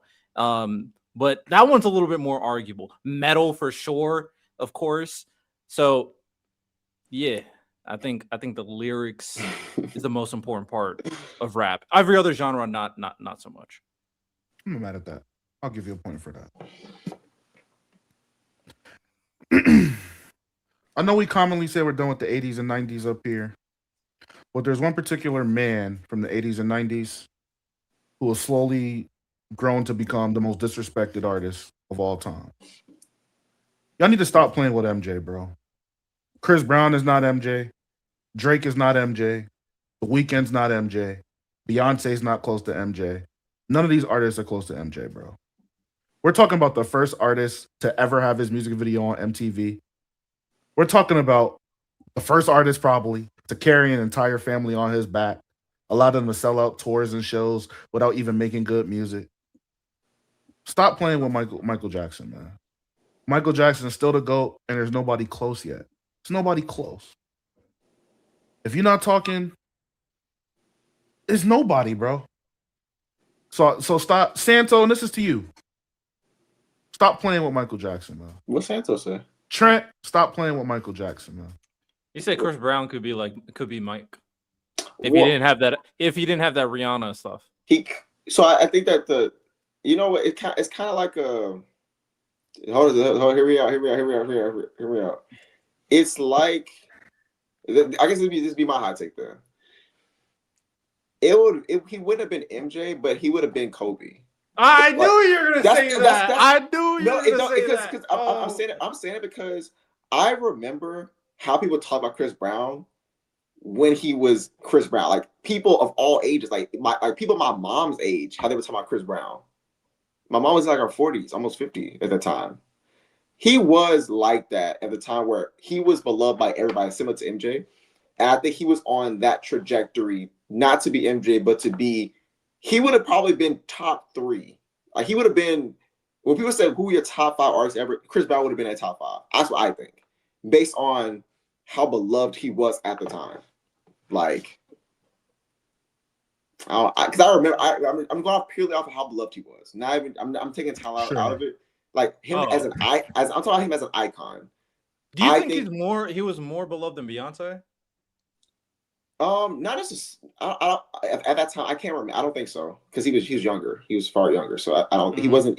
But what I am saying is, I don't think that I saw. If you look at artists today, how many artists do you think, young artists like early 20s, is beloved by like 50-year-old people in their 50s? How many people can I name? Yeah, it's like today, like low key. What's her name? What's that? White girl that's popping? Taylor Swift? No. Sabrina Carpenter? Her for the wrong reasons. Well, yeah, I'll say 2, Ty. It's Chris Brown, who we're talking about, and Taylor Swift. I think those are the only 2. I think those are the only 2. Right. And so I think that's what I'm saying. Like I think that the way that his come up was not like the normal artist come up. Like he was on his trajectory was crazy. Yeah, he was on a crazy trajectory. Don't hate it. So that was like my defense, and then I'll give like a real hot take in relation to Drake. Hope there's no Drake fans in the chat. In terms of conversation, when I'm talking to people about music, I give them the benefit of the doubt, and I agree that Drake is a top 5 artist of all time. Drake's not top 5, bro. I don't think anybody that can glitch the system and make music outside of the genre that we're talking about should be considered top 5 in that genre. And I'm sorry to break it to y'all, Drake is loved for his pop music and R&B music. His rap music is not what got him to where he is today. So no, I don't have Drake in the conversation with Eminem, Jay-Z, Kanye West, Biggie and Tupac, rest in peace to them. 3 Stacks. He doesn't have the lyrical ability. He doesn't have the catalog. He has the sales and stuff, which is cool, but it all comes from pop music. Look at all of Drake's biggest music. You're gonna see One Dance. You're gonna see Passion Fruit. You're gonna see all of the poppy songs. None of the rap shit. So we got to stop with the Drake is this top 5 rapper gimmick because he's not. And also, he might be a white supremacist masquerading as I didn't hear this. he might be a white supremacist masquerading as a Canadian black Canadian. He's a sleeper agent. He a sleeper agent, Tom. He's a sleeper agent. When they can't, but I see how Drake was before he was rapping. The chain, man. And it's not that blackness is meant to look one way. It's the fact that he thought it did. That's the thing. Man. Blackness does not look one way, but he thought it did. That's why he changed. Man. And that's why they did the whole, like, he spent summers in Memphis. I'm from Memphis. That nigga is nothing. That nigga's a white supremacist masquerading as a black Canadian, bro. It's nasty. That's hilarious. I Actually, I don't like my Drake, take. That's my take. I'm not defending Drake is a white Drake is a white. I'm giving you a point. you got a point for me. Though. Drake is a white You supremacist. got a That's point my for hot me, take about bro. rap, bro. About music. Drake is a white supremacist is hilarious. You know, I wish J-Rob was up here. Doesn't J-Rob like J-Rob adores Drake. I'm sorry. Oh, J-Rob would have been perfect if he was up here. I'm sorry, J-Rob. He's a white supremacist. Yeah, he's gonna see. Hopefully, this becomes a clip when we automate it. Oh my gosh. Oh, that's gonna be hilarious. I fuck with Miles' take. It's a little bit biased because I don't like Drake, so I'll give Miles a point as well. All right, shout out the music hot takes. Wait, did my Drake take it a point or no? Yeah, no, I'm good. That was hilarious. Let me start pushing that prop. Hold on. Let me start getting some facts together.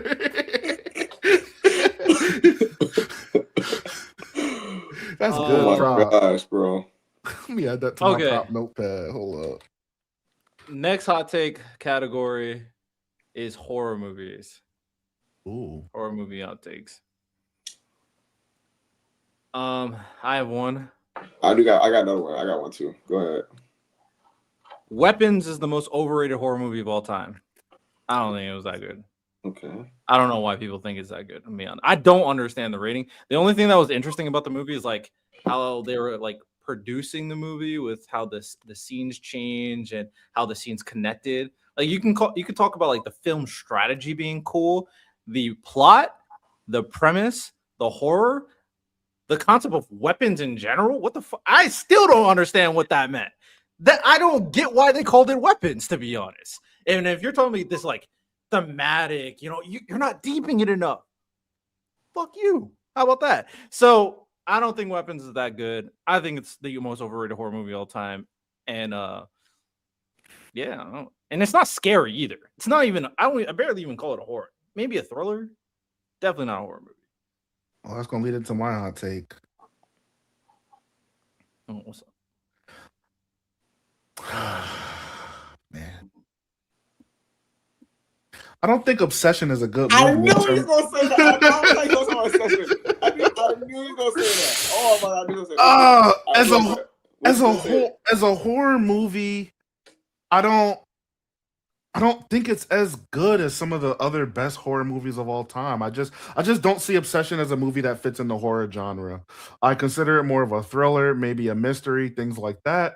But as far as what I consider in a horror, I just don't think it has all of those themes. And I don't think the movie is particularly scary at all. Unsettling, I think, has to do with, the relatability of it all. But I wouldn't call it a horror movie. I think movies like Hereditary are better. I think Midsommar is better. Agreed. There's a movie.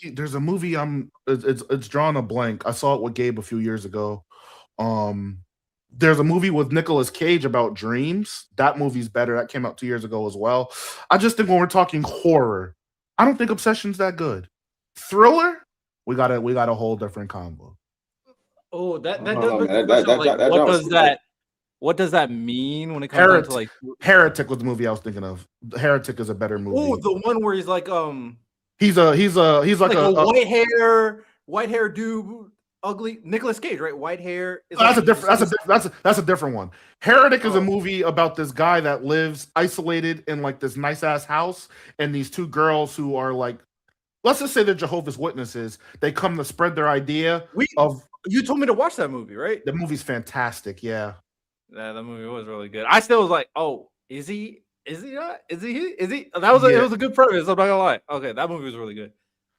I do raise the question in terms of like the premise of like horror and thriller, and these are semantical terms, but for me, when it comes down to horror, I want to feel. This is why horror is my favorite genre. It's one of the only genres where I'm really like feeling something in the movie. Other than, of course, like you can laugh and whatever, and it's just like, oh yeah, that's cool. But feeling something in your gut, that's only reserved to horror. So very few horror movies can get that out of me. And I also think horror writing is like the best out of any genre. Sure. With that said, Obsession made me feel something in my gut. I'm not gonna lie. I was feeling like, bro, I felt so unsettled when it comes down to Nikki, and maybe because of the relatability aspect of like women, not necessarily. Well, I've been with like kind of crazy girl, but nothing that crazy. But it's just like, not only do I feel unsettled regarding Nikki and what she provides as like this stalker crazy chick, but also Bear being like this piece of shit as well. It kind of gives a similar feeling when I'm like feeling tense about this like horror thing that's happening, like The Conjuring, maybe. So it's kind of semantical. I understand your premise, but I definitely felt a lot watching Obsession. I'm not gonna lie. I don't hate the take though. I don't lie, man. Obsession made me feel weird, bro. Obsession, especially their certain scenes. It wasn't like the necessarily crazy girlfriend. It was more so like the acting around certain things. Like when, for example, when she walked backwards, that was just, it wasn't like scary, but it was like creepy. You know what I mean? But if I'm thinking, my hot take, man, these new horror villains ain't messing with Jeepers Creepers, bro. Jeepers. Oh, Bama was good, Bama. Jeepers Creepers was the original demon, good, bro. Joe. Was good. Jeepers Creepers was the original demon. These other horror villains ain't messing with Jeepers Creepers. I think he was, to me, I mean, I watched Jeepers Creepers 2 as a kid, and I watched it again as an adult. But as a kid, that movie shook me to my core. I think that nigga's probably the scariest villain that I've seen. Ty, you're cooking crazy. Jeepers Creepers is the only one that was like, when I was a kid, frightened the hell out of me. That Jeepers Creepers was scary as hell.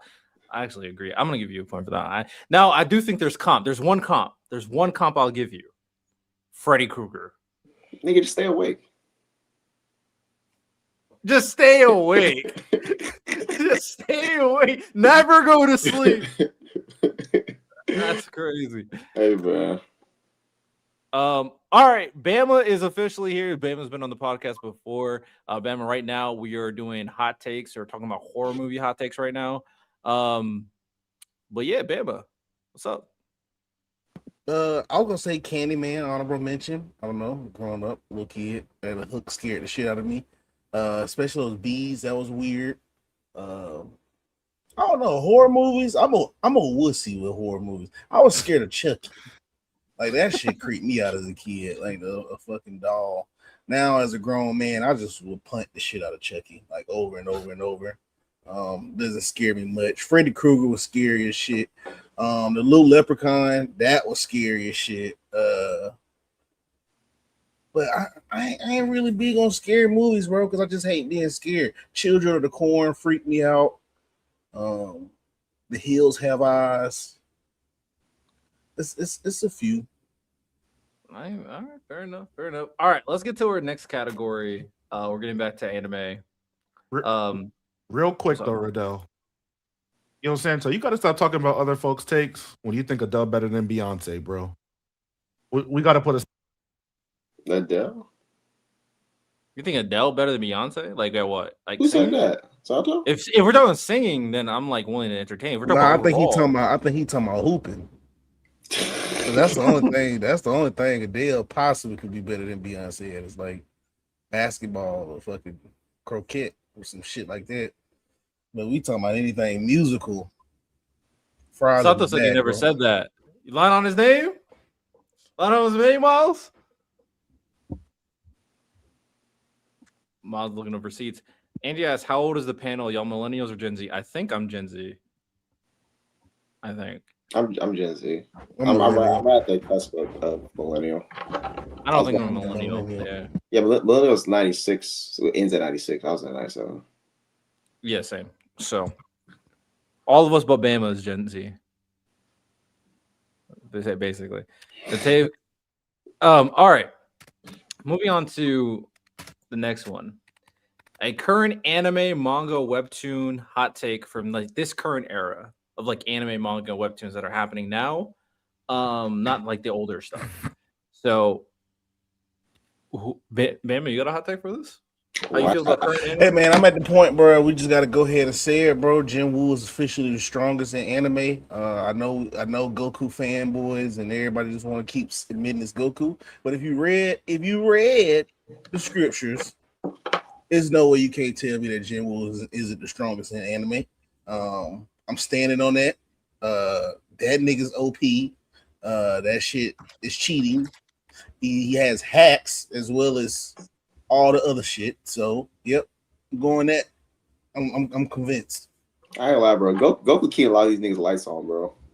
Goku be keeping folks lights on, bro. Like, first of all, Dragon Ball fans don't. Goku's not as strong as in Dragon Ball, so it's not Goku. But yeah, like, but also like Jin Woo.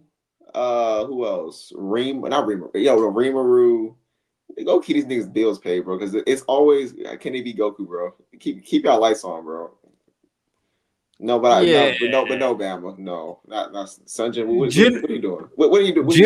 Jinwoo stronger than and Goku. Like I've read, so I know what you're trying to say, but he's stronger than the god of the entire Dragon Ball universe, who can make and destroy universes in a split second. But isn't that kind of the same level he on as a monarch? Wait, he can just erase universes. No, he can't. It took him a while to like fix the universe. It took him a while. I don't know. Look, if you talk about something, because what was them? What do you call those? It was like angels or whatever. Like they had the dad and they killed their dad. Like, bro, come on, bro. Like that's like in Dragon Ball sense, that would be like Beerus and all of them like on that level. So why couldn't he already be on that level anyway? Let's look at the people he fighting. And then he fought them by himself the second go around with just his shadows. He's OP, bro. If we're talking about Beerus, he could probably fight Beerus, but we're talking about the Omni. What is it called? Is it the Omni King? I forget what he's called. Yeah, Zeno. Stronger than Zeno? Nope. It's just because how they made Zeno, bro. He could just erase stuff like on command. Like, I mean, I guess. Maybe next time, Joe. Maybe next time. You stronger than Saitama? Nope. I mean, if he's stronger than Goku, don't he gotta be stronger than Saitama? Yeah, that's what I'm thinking. Like, because does Saitama hit him one time? It's kind of how it goes. I don't know. Radell, you said Sinbad? Nah, not yet. You stronger than Sinbad? You seen Magi?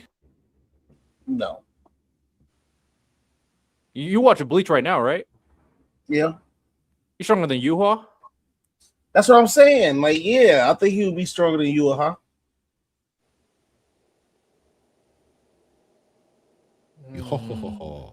I mean, you read the manga, right? All of it, right? I've read all of it, yeah. Like, it's not I'm talking about him at the end of that manga. Yeah, he became like this godly being, but Yuha's weird because the way he lost is Mickey. So, yeah, I mean, I agree. He's stronger than Shinra. You seen Fire Force? No. Shinra's a god. Sanji was solid. There's levels. You above him. I don't hate it though. I don't hate it. Ty, were you about to give a hot take? Of the current era. Let me think a little longer. Okay. Miles, you want to give something?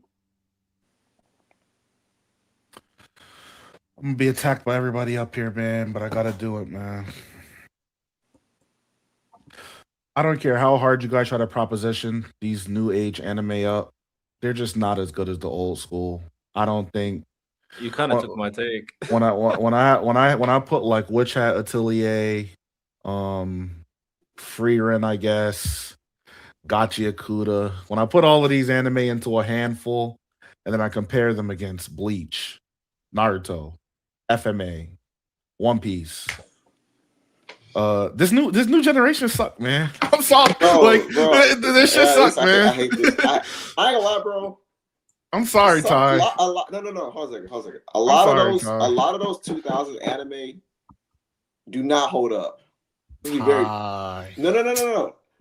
I see. You're talking about you. I like how you went back to the FMA. That was smart. You started off rough, but I'm gonna say like a lot of those Naruto rough. I didn't say Naruto. I didn't say Naruto. No, shout out Naruto. But what I'm saying is like if I take the landscape of like a lot of the ceiling of anime has risen because a lot of those average anime like in the 2000s, the average anime today I think is better than average anime back then. A lot of average like the lists are not the average. So. Bro, so I agree with what you say. What I said about the average, them stars be rough. So what do we consider like? To my like an average one. Would you consider Sword Art Online average? Well, I consider Sword Art Online average. Sword Art Online is better than all of the average shit today, bro. If we compare average to average, I mean, so when I was thinking average, I'm thinking like is Reborn average? No, I would say it's a little bit above. I was thinking like an Air Gear, like something that's average. Now, that's average. Okay. Air Gear is not that cold, so I'm with you on Air. I'm with you on Air Gear. You know what I'm saying? But if I am taking the top tiers of the era, so we're saying like I guess we're saying like post Naruto, right? So My Hero to now. Yeah, that's fine. And I have ALT on the ALT came out 2013. I have it in that. Okay, that's even better. Right, with Villain Saga be that the manga's in 2000s. Oh yeah, Villain's New Age. Vinland is New Age for sure. Okay. I would say mine was in 2000s, but okay, we'll take that. No, but because we're talking anime. That's what. Okay, cool. I love that. Yeah. Fam, what? My Hero, Vinland Saga, AOT, JJK. I can stack those up with any of them. Just you just named them back there. JJK, AOT. Wait, y'all think? I don't agree. Ty. Okay. Hold on a second. Okay. So I think Bleach is the weakest link we got. Okay, I agree. I agree. Yeah, y'all don't think that AOT can stand up to Full Metal? Well, no, I said I got AOT as the AOT came out like 2012. Right. Wait, yeah, so when I do want to specify when I'm talking about the new era, I'm talking about like this current post 2020s type of era. So post JJK and My Hero. Well, this is because I do this. I'm asking. Yes? No, yeah, I'm answering. So when I created this category, I was thinking about this current generation moving forward, and the reality is My Hero is done. JJK is also done. The anime is going to be finished in the next couple of years, and it's like the crop that is currently going to be here and then moving forward. That's kind of how I'm thinking about this. Okay, so to me, because I don't even look. I low-key, even though JJK's anime is here, like it's relying on a finished product that finished like. Okay, that's fine. So if that's the take, because that's a little different. I'm thinking just like the different. Moss could mean something different, but that's what. Yeah, because for me, my cutoff, what I consider new is like I'm not gonna lie, when I left high school. So I would say like 2015 and on. That shit, that's new to me. So so ALT be before that then. Yeah, that's what I was saying. ALT came in 2013. Okay. So maybe the most recent at that point, probably the biggest one that came out at the time was My Hero then. My Hero came out 2015. Okay. Then JJK followed it, Demon Slayer, so on and so forth. Okay. Wait, what side of Vinland Saga on? Well, Vinland Saga anime came out. It's on the other side. It's on the newer side. Okay, cool. Yeah. So Vinland's the gem that they lucked into. They My Hero and JJK. What? See, I'm different. See, like Hunter for me, Hunter and shit would be like new anime for me. even. So I would say, okay. Well, they got the remake. I know they came out in like Oh, 99, okay, but I'm If talking you're about the like 2011. You're talking about 2011. Yeah. If you're talking story time, My Hero Academia just as good as all those things y'all listed. Like I don't see how they're not. Storytelling, I can agree they're as good, but as a weekly watch, I don't agree that they're as good. I think they're a better weekly watch. Like the My Hero JK, the Naruto and Bleach and then One Piece. Yes, they're not a better weekly watch. I wasn't watching any of them weekly, so I was watching Naruto and Bleach weekly. JK, but I was reading. Huh? When they were coming out? I like JJK. I don't like My Hero in that convo. I like JJK in that convo. No. I'm saying. I remember watching. Okay, you think my Bleach was a better weekly watch than My Hero? Ty, I might. Bro. What? Ty. Okay. Ty. Do you think so? Ty. Waco Mundo, Espada arc, fake Cora arc. Watching that weekly. And mind you, I'm saying those 3 arcs, but that's really that's 200 and semi episodes of the anime. Yes, bro, that's a better weekly watch than My Hero. Yes. Oh, I mean, I definitely like Bleach more than My Hero. The weekly conversation though is a little tough because of the filler. Nigga, forget the. I'm not counting filler. I'm counting. We're not. Oh yeah, I got. So the honestly that Waco Mundo is like better than anything My Hero has. Then that's what you have to think. I think no, I think the moment of the final arc and then the villains saga is good. It's not Waco Mundo. Look, I'll stand on the tie. Not Waco Mundo, but Espada arc through to the end of the Bleach anime. What? Yeah. Yeah. What else? You know what? Yeah. I also love Soul Society. Y'all, My Hero's. I like the invasion too, Radell. I like the invasion. My Hero is a better. I mean, I enjoyed Bleach. I think it's a better story and it has a better anime, better scheduling for the anime. That's one thing. I don't see how it's even close.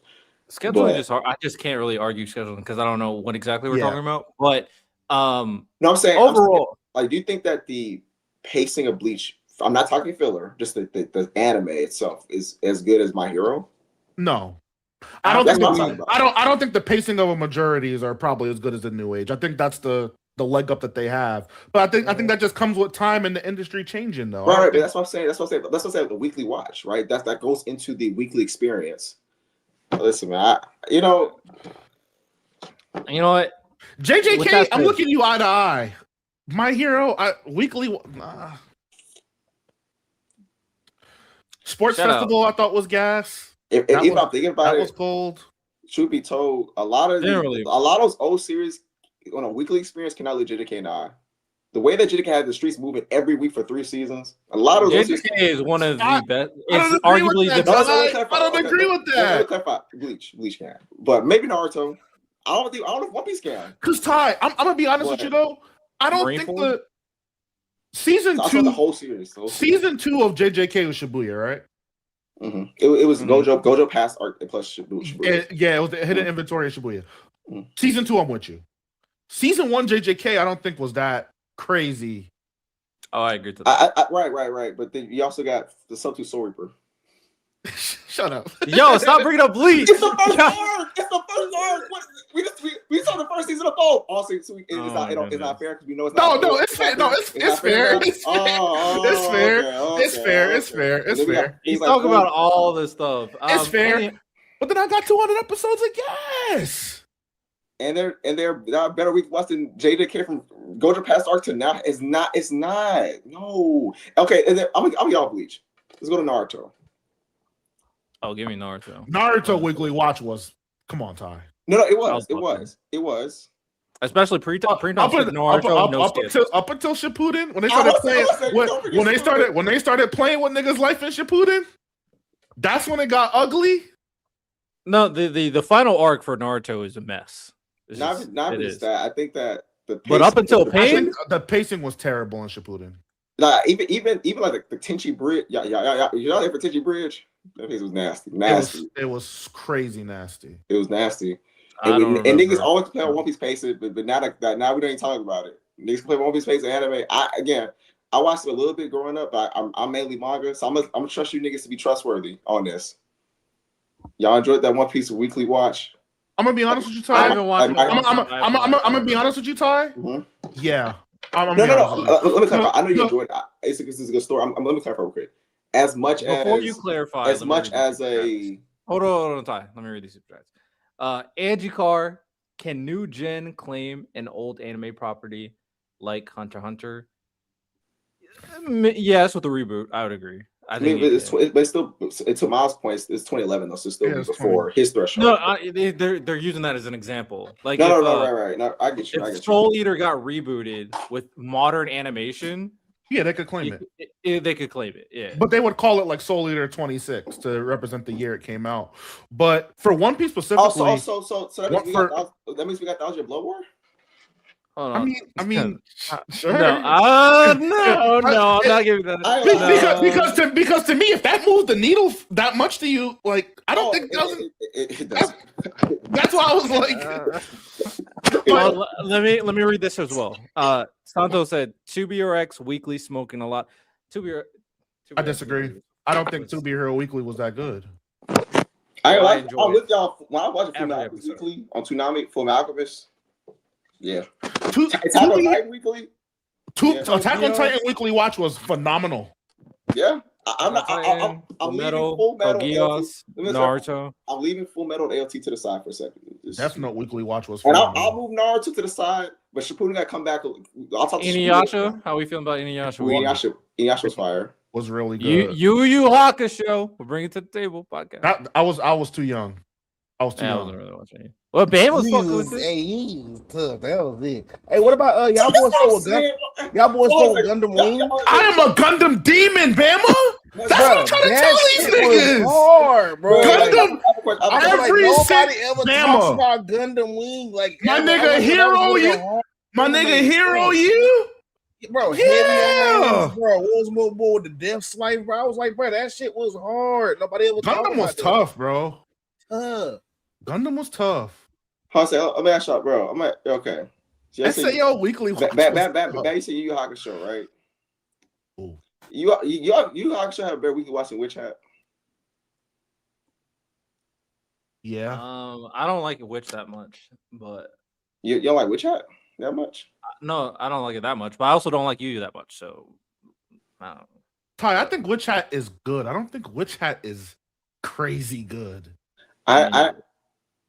I think if I take that, if I tied you to a chair, say you gotta watch, you gotta have to show first 13 episodes or Witch Hat, you taking Witch Yo, that's not you fair. Witch Hat. That's all we have. That's not fair. You're right. Not fair. It's not. Oh, because the start is way better, right? Right? I would go there. If you gave me JJK or Nart, exactly. Man, it's because the start. We all know the start is way. We all know the start is way better, so we want to use that. That's why y'all niggas like to tiptoe around that and Bleach and other series. I mean, I'm not around it.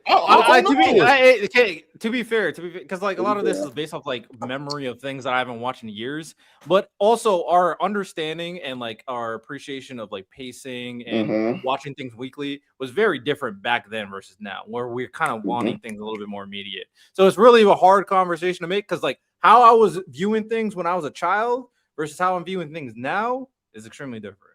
But that's why I revisit a lot of these things. Like I revisited them to a degree, just to kind of. I still go back and watch Naruto. Sometimes, you know what I'm saying. I walk back, watch Full Metal. I watched Full Metal. Me too.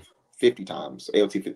So at least what I'm talking about, I have a good memory of them as an adult, and you know, we spent so much time. Like, you get a point out of it. But Ty, on the real though, like when it comes to like JJK, My Hero, those. I agree with you, but when we go outside of that, nigga, it ain't shit to watch at the crib. Yeah. I'll be honest, Ty. When you go through that Crunchyroll, you gotta admit. Wait, Ty. But no, because Ty, I want you to level with me, right? We watching Freewind Weekly, my brother. Why are you going to Freewind? Because I want you to. You said post 2015. So I'm thinking about Demon Slayer. I'm thinking about all these things. I'm not talking about just now, right now. So I have to. That's why, you know what I'm saying. It's not just if you say, "Hey, previous Emmy to this year," you got me.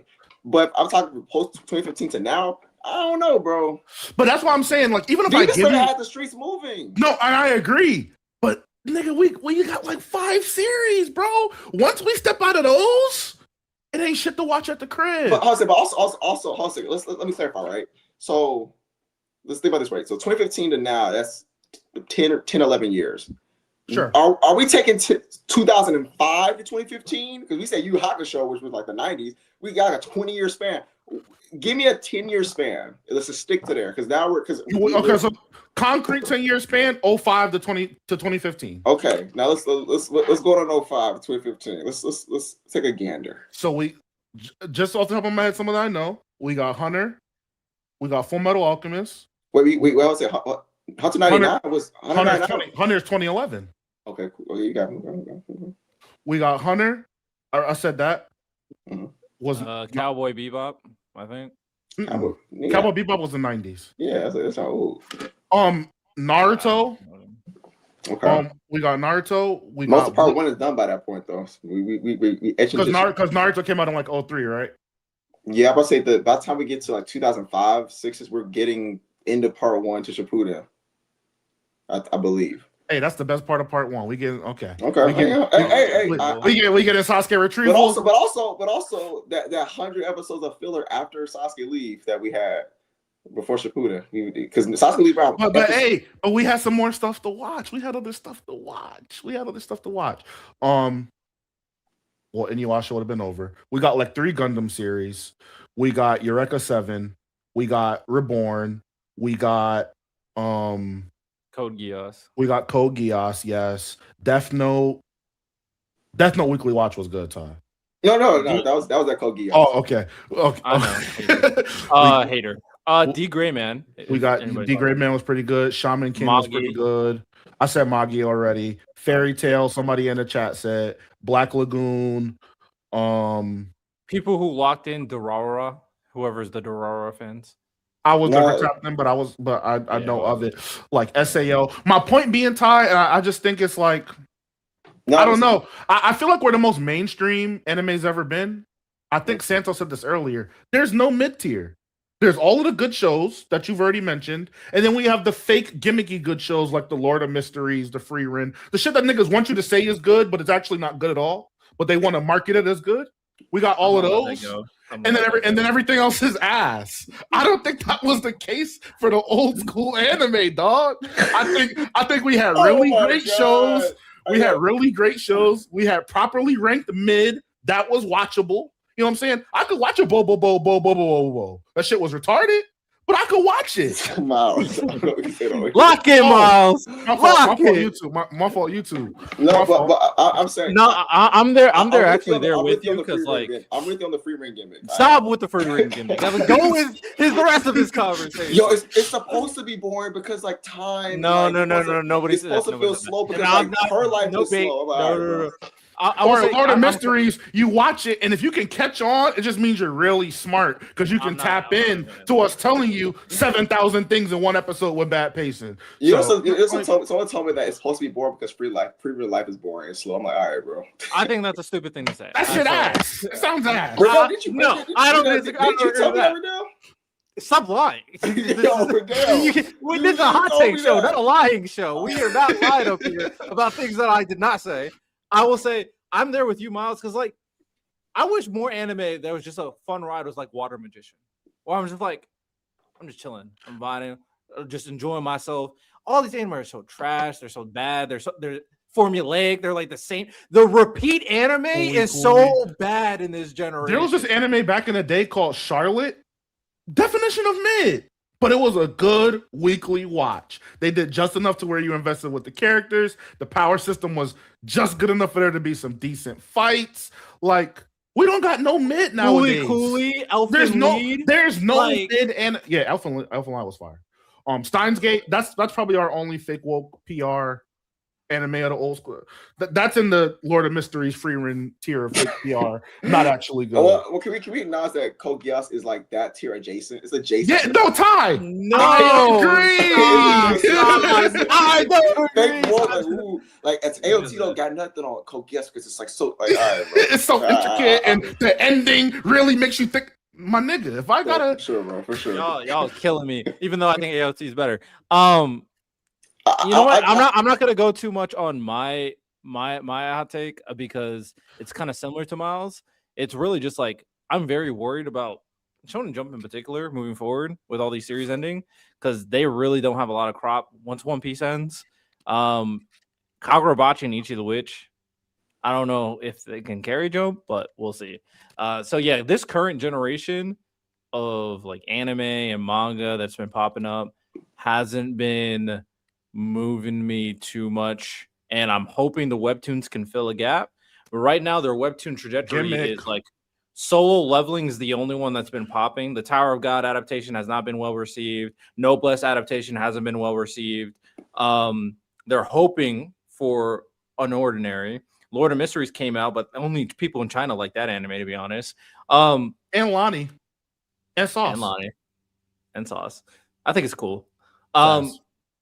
And then there's the new Alexid anime. Nobody's really excited for that one. God of High School should have been way better. That was not a very good adaptation. So it's like they're trying to fill the gap, but the gap is not being filled. And then Shonen Jump is slowly like ending all their good shit. All right, It's here's my tough. thing. Well, I'll give y'all both a point because y'all both pissed me off. But I'll say this right. The first of all, 2000 anime was the king of give me one season of a series and never finish. That was the 2000s literally model. We have so many series that we like that all got 13 episodes and find out that wait, there's a manga continuing the series and just leave it for dead. And two, Shonen Jump will be fine. It's the same thing that people thought when Dragon Ball ended. There's nothing to fill the void. Shonen Jump is dead, and it went through a drought until One Piece. People thought the same thing about Naruto. Oh my God, it's over. Then JJK, My Hero, Demon Slayer, all these series came out.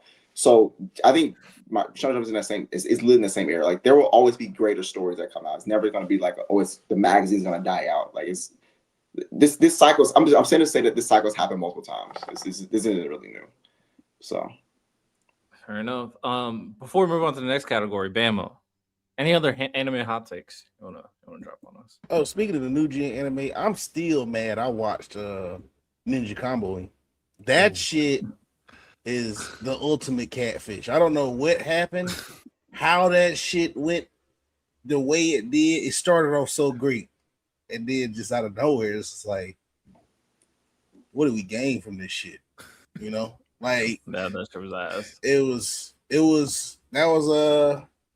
That was a tough one. You know what I mean? Being an anime casual, that was a tough one right there. That almost made me just start reading books, bro. But you know what, Bama? Here's the thing, bro. This is what I'm saying. We low-key getting like 90s old heads with basketball. Those type of series existed. I just don't remember the name of them. Like when I was watching old anime back in the 2000s, so I was going on anime websites I was watching random stuff, and I saw a bunch of buns, but I don't remember their names, so I can't tell y'all.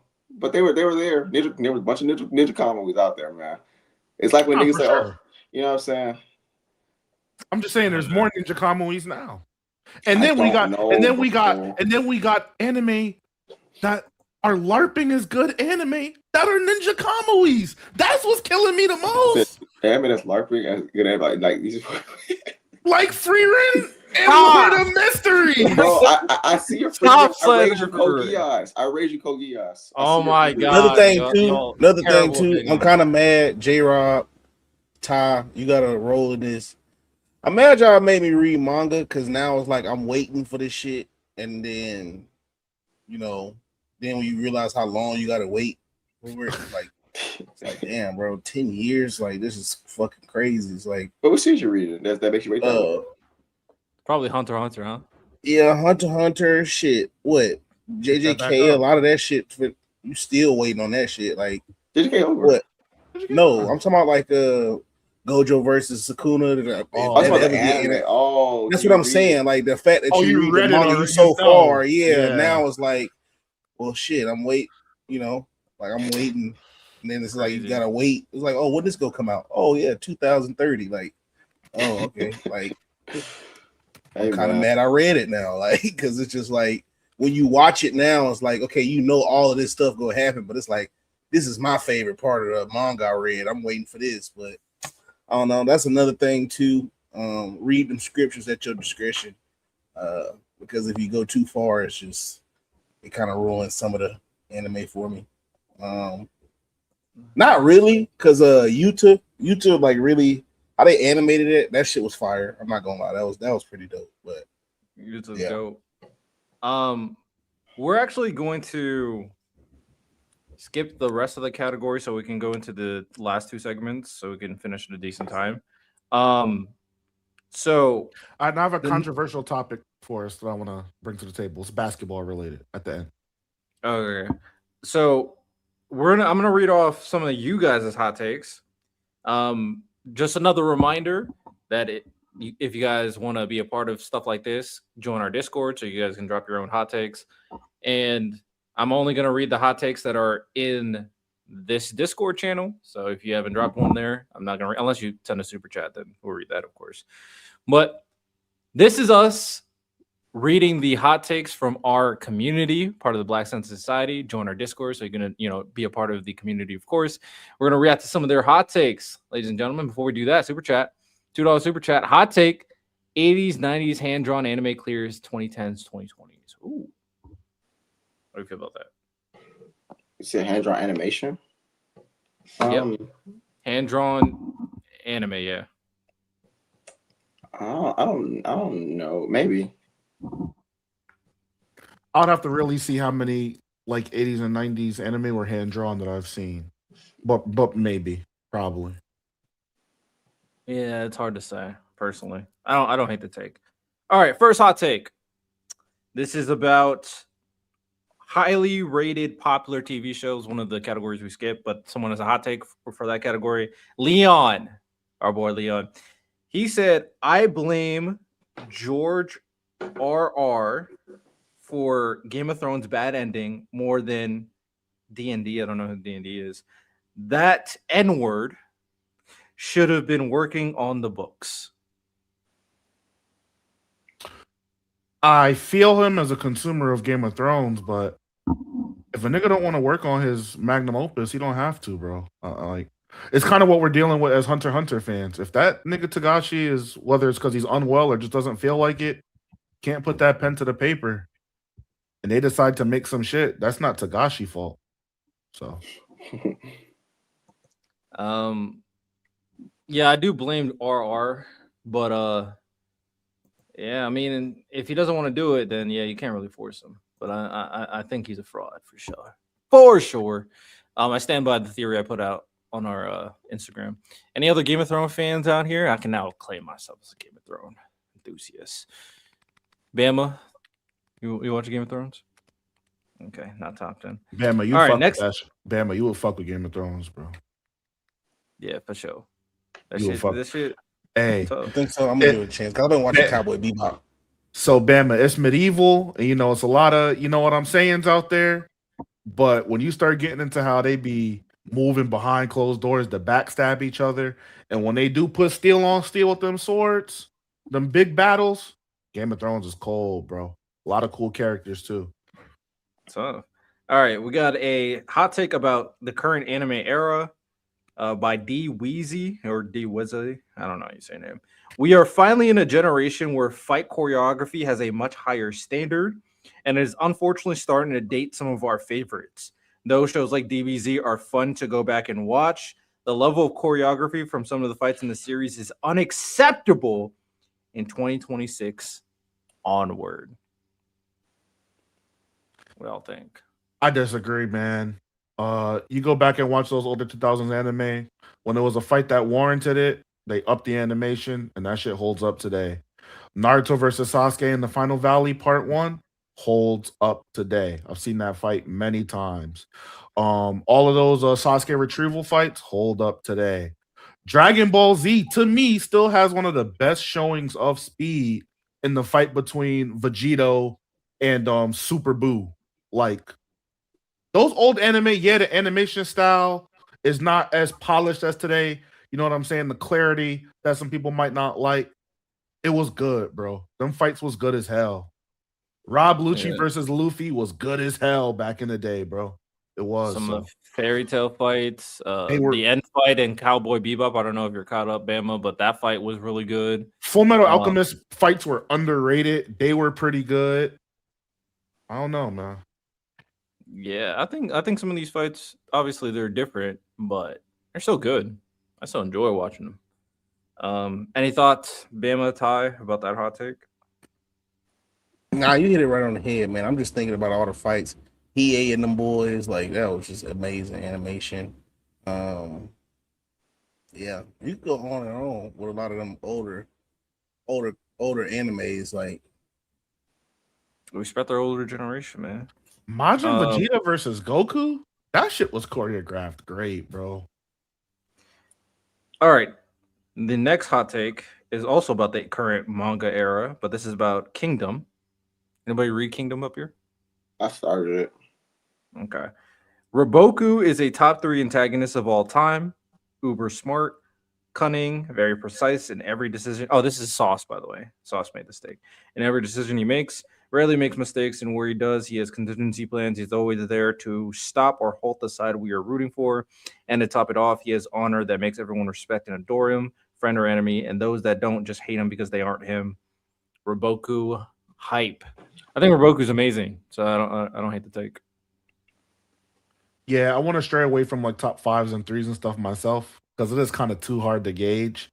But just to put him in like an all-time tier, yeah, Roboku's tough. For sure. Very smart too. Underrated in terms of his intelligence. All right, we got an NFL take. Bama. Thoughts on this one? This is also from Sauce. The current NFL is in a solid spot, but I honestly feel that people need to let go of the fact that the quarterback is everything or the most important because we lived through the golden era of quarterback with Tom, Peyton, etc., and will not have that again. The most important piece on your team varies from team to team, and every team can't have an all-time great quarterback. Oof. What are your thoughts, Bama? Real quick, football casual, real quick. Mm-hmm. I hear all y'all talk about Lamar and Mahomes and Allen, Burrow. Did this so-called golden age of QBs ever end? Is Mahomes not the GOAT to y'all? Like skill-wise? I don't think it ended personally. Yeah, That's this just my current tidbit as a nigga that don't like football. this current quarterback era can stack up. Like I Yeah. understand, but I don't agree to that, especially with the new crop now becoming new age superstars. But yeah, Ben, what's your thoughts?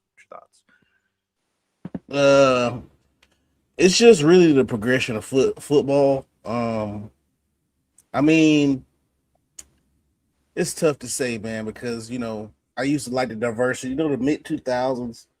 Just depending on what type of team you had. Like if it was like a heavy run team, like yeah, you didn't have a quarterback like that, so we went all in on the run game or whatever the case may be. But I mean, it was showing you back then, even it was getting to that point because if you had a quarterback that could turn your offense up, like Kurt Warner, it's like that's what you want to gun for now. Like we could put points up, get to the Super Bowl a lot easier. Really, what it is, bro, they want to sell tickets. You know what I mean? And it's a lot easier to sell tickets with that quarterback. You know what I mean? Like, so if you got a quarterback, I can market this. It's like I could see it like from a standpoint of what a game trying to progress, whatever the case may be. It's easier to market a quarterback versus a whole team. I mean, to say you ain't gonna be able to find one, I mean, that's just what era we in. Though we looking for it now because that's like what we molded now. Like you see all of these college coaches, they running these type of some of them that get away from the RPO because I feel like the RPO is probably damaging finding franchise quarterbacks because it's just if this dude do this, you do that. That's not a fucking read. Like that's just garbage. If you ask me, in my opinion, you're not really making reads out there.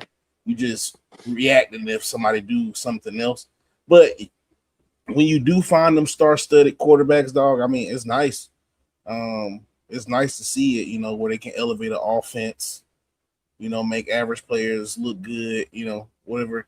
I mean, I don't know, bro. That's just where football is now. You just accept it. We look for the good quarterback now because shit, that keep it real, that shit do elevate your team, bro. Like once you get a good quarterback, bro, it just take your team. Like if your team was a B+ without a quarterback, it takes it to A-, A+.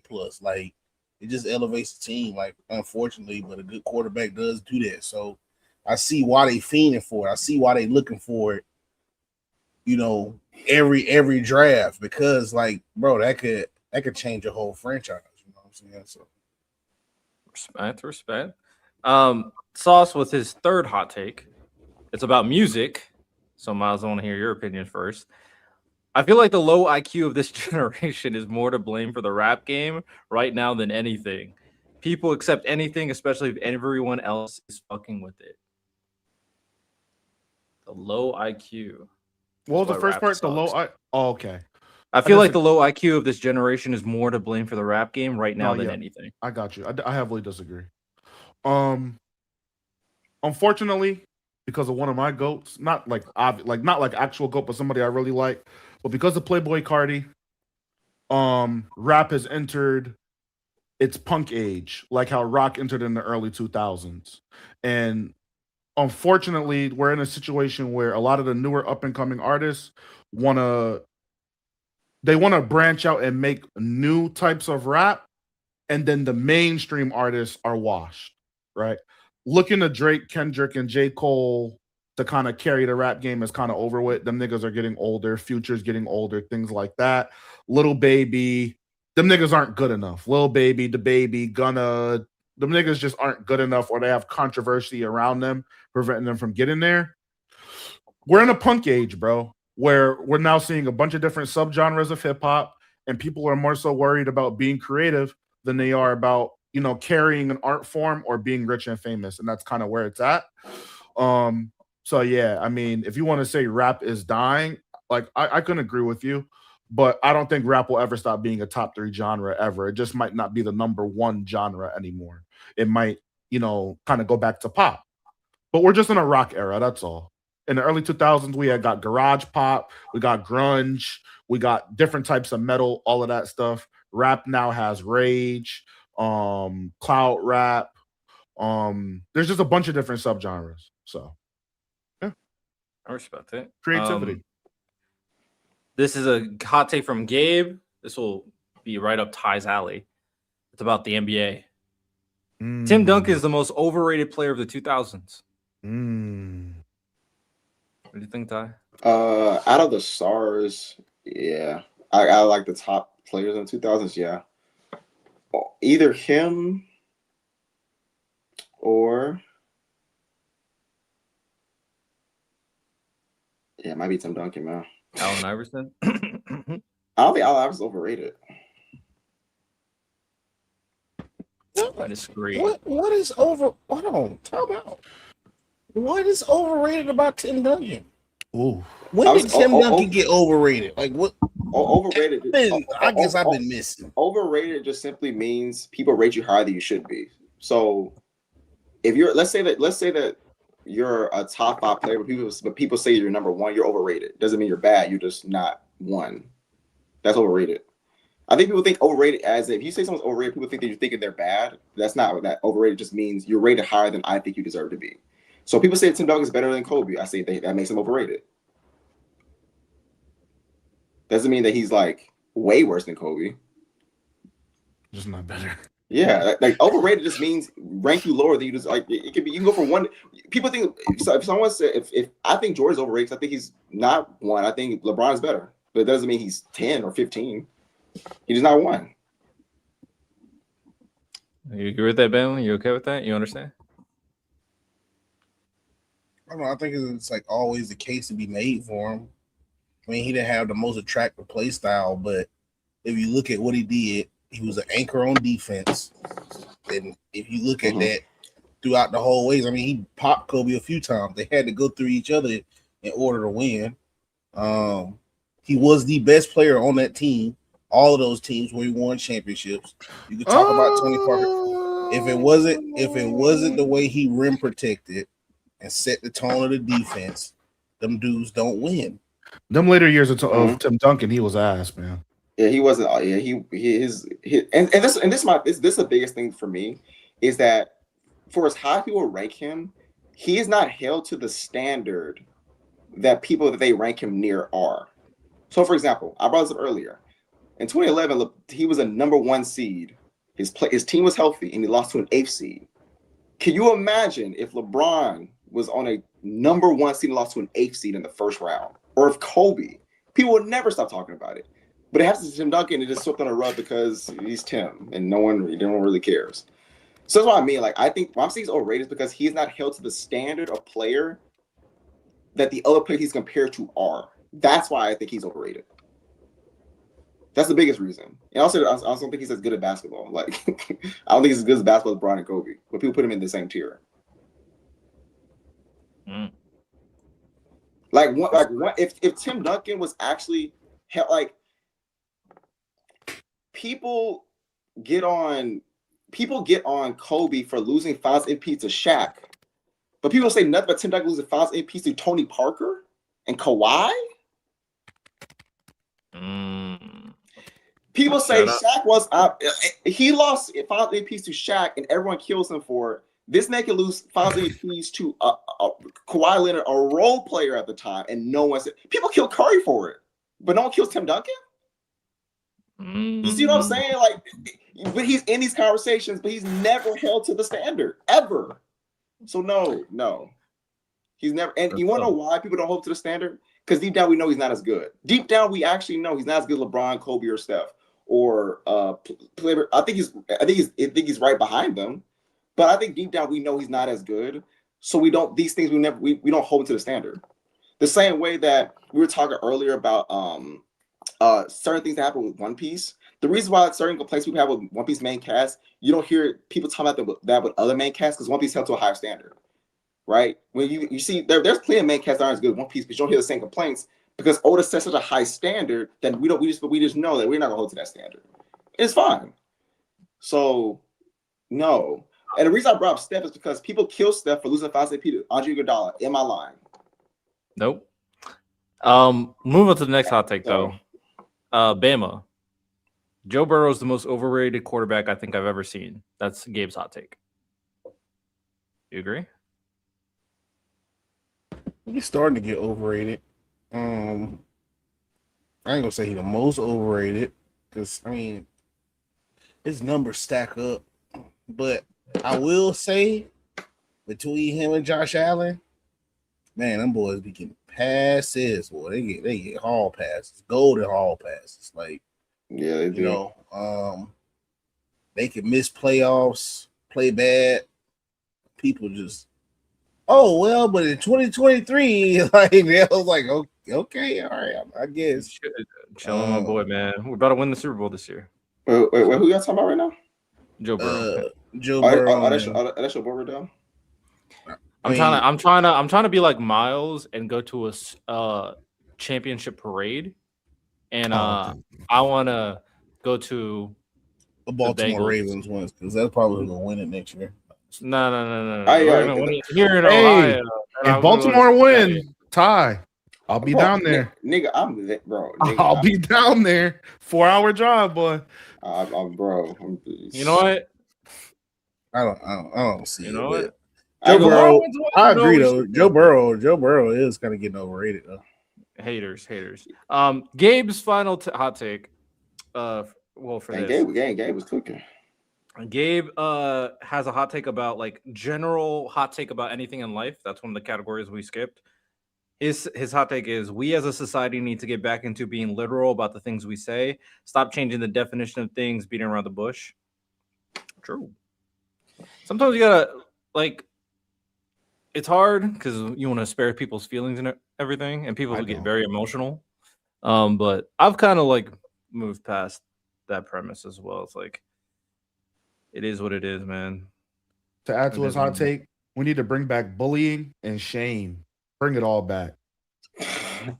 People are too comfortable being able to say whatever, do whatever, and face no scrutiny about it. Let's bring it all back. Bullying and shame. You know what? Cook. We grew up with bullying and shame to where you know certain stuff was not going to fly, whether it's with your peers or your elders. Bring it back. Because that's saying, oh, as long as you don't do it to me, it don't bother me what you do in your own time. Like, nah, bring that shit back. Because people be doing weird shit on their own time. And look where we ain't got from just letting people, oh, yeah, as long as it ain't bothering me, That shit is spreading like wildfire. So I agree, bro. Bring all of that shit back. And then especially the bullying, bro, because I mean, you know, you get stuff where kids, you know, go crazy off of what people say on the internet. You could just simply cut your computer off and go outside and ride a bike, go play baseball. You know what I'm saying? Like, it's so much stuff outside that y'all can be doing besides letting somebody on a screen get to you. And then you gotta learn how to talk to people. People be awkward now. You know what I'm saying? When you I agree. People, it's just better. Just build those basic communication skills because that's 100%. What it is. We've lost the ability to communicate because now you gotta, you can't say this because it make me feel like this. Like, no, bro. We need to reset, you know, be able to talk to each other, be able to disagree, be able to agree to disagree, all of that stuff, bro. Agree to disagree. Radell, no. Agree to disagree, but listen, I like agree to disagree, but I hate when they hit it. I love it. I hate when they get hit a dude to agree to disagree when they wrong, bro. No, it's not. Yeah. Don't do that. Yeah. You funny, bro. Radell, to add also, I don't mean bullying and I don't mean no harm when I say bullying, but I want to provide an example, right? When we were growing up, right, and thoughts have always existed, right? But there's a difference between the whole school knowing a girl was a thought and getting around and a video circulating that she was a thought and getting around. Nowadays, that's become lucrative business. We need to bring back bullying. Bring back bullying. Yo, you could. That's overrated because of lucrative business. No way that went from a girl's deepest fear to a lucrative business strategy with management teams and. Come on, man. Hey, if y'all really want to talk, if you want us to talk the shit, you know, let us know. Let us know. We might have to spit some game, but I'm gonna continue for now. NFL hot take: Bijan has the potential to be the best running back of all time. This was said by Joystick. What do you think, Bama? Depending on if he can run for 2,000. He's talking about potential, so his traits, his ability. You think his ability can get there? I mean, there's a lot of running back with good traits, but I mean, you got to be able to put them numbers together eventually. Like, I mean, I could say like, you know, Bijan does have the talent to possibly run for 2,000, but can he? Like, you know what I mean? He got to be able to run for 2,000. He got to be able to get 10,000 yards on his career. So it's a lot, bro. Like, to be like one of the top running backs, and then. I'm not really. It just really depends, bro, because I ain't really just like a big fan of just because it looked nice. You know what I'm saying? Like I'm a fan of results. I mean, I agree. I mean, if you run for 2,000, get the 10K, 11K. I mean, I ain't mad at it. You know what I'm saying? Like, but I mean, it's a lot of legends in front of you, bro. I mean, shit, it's a dude still playing in the NFL. He got to eclipse Derrick Henry. Like, I don't know. Like, would it be better than Derrick Henry? I don't know. Like, I don't know. Yeah. It's tough. Traits can only take you so far. We got another lifestyle hot take by Sauce. Now, this hot take by Sauce. Yeah, this sounds personal, but he said people change the rules about something to make it suit them. You can't say you are celibate, turn around, give it up, and then say my celibacy isn't the normal type of celibacy. It's only one. Yeah, I ain't gonna lie to you. What is he talking about? Yeah, I would say Sauce. What's going on, bro? What is he talking about? Yo, this must have happened to Sauce. Like, I don't know. You either seen it on the internet or it's something happened to him. But slight tangent. I did see that women were going overseas. I don't remember where. And there's a surgery to restore their virginity. It repairs. Did you show me that? Are you the one who showed me that? I might have been the one that showed you that, but it repairs their hymen and it allows them to then LARP as if they had never had sex before. That's just. It's a real procedure. I am not joking. You know something that as a Christian, these type of things may be like, yeah. I wanted to bring up to you guys, right? We all watch basketball, Is Kyrie Irving a top 5 ISO scorer all time, gentlemen? A So top 1v1 five. or team basketball? A These are top- okay. different. Team wait, basketball. Either ISO, one, don't ISO matter. score. ISO score. Top, No. Is it top 5 ISO scorer? So we got No. we got Yes. a no from Bama. Yeah, but okay. I put. So I was gonna say, let me clarify something, right? When it comes to certain basketball players, I got my he's a good basketball player, and then I got Let me check. I'll refresh Let me my see. jar real quick. Let me see what's the oh yeah, word. I can see Radell now. It's Miles' fault. Is Snowfall better than The Wire? I haven't watched either. You're gonna have to ask Miles. Ask Miles. Ask me about what? Is Snowfall better than The Wire? In my opinion, yes, but I think they very, very close. My problem with Snowfall, for real, is I think the second to last season, Let us We know if didn't- we're good, by the way. Go ahead. My Y'all bad. good. the second to last season of Snowfall, I don't think was that great. And then especially the ending, it's one of those endings where, and this is a spoiler, but not a spoiler. It's one of those endings where I bet you better off killing my nigga instead. Kill my nigga. Because this ending is a fate worse than death.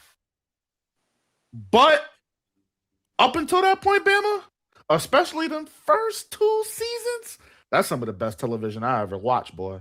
They really captured the essence of that 90s, late 80s California perfectly. W. And to answer your question, I don't think Kyrie in a team setting is a top 5 ISO scorer. I Probably. don't either. But it's become a crazy topic to where a lot of niggas think that. There's niggas who, for example, think that Kyrie is a better ISO scorer than Michael Jordan and Kobe Bryant, for example. I don't So agree. They're probably thinking of creating your shot with your dribble, but ISO scoring is more than that. Bro, ISO the only scoring is important thing.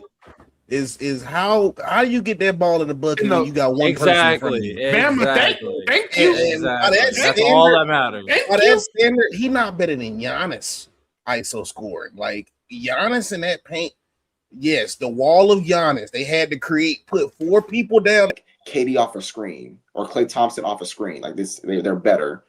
But if I just got them on the baseline and he's got a one situation, I think I got Kyrie.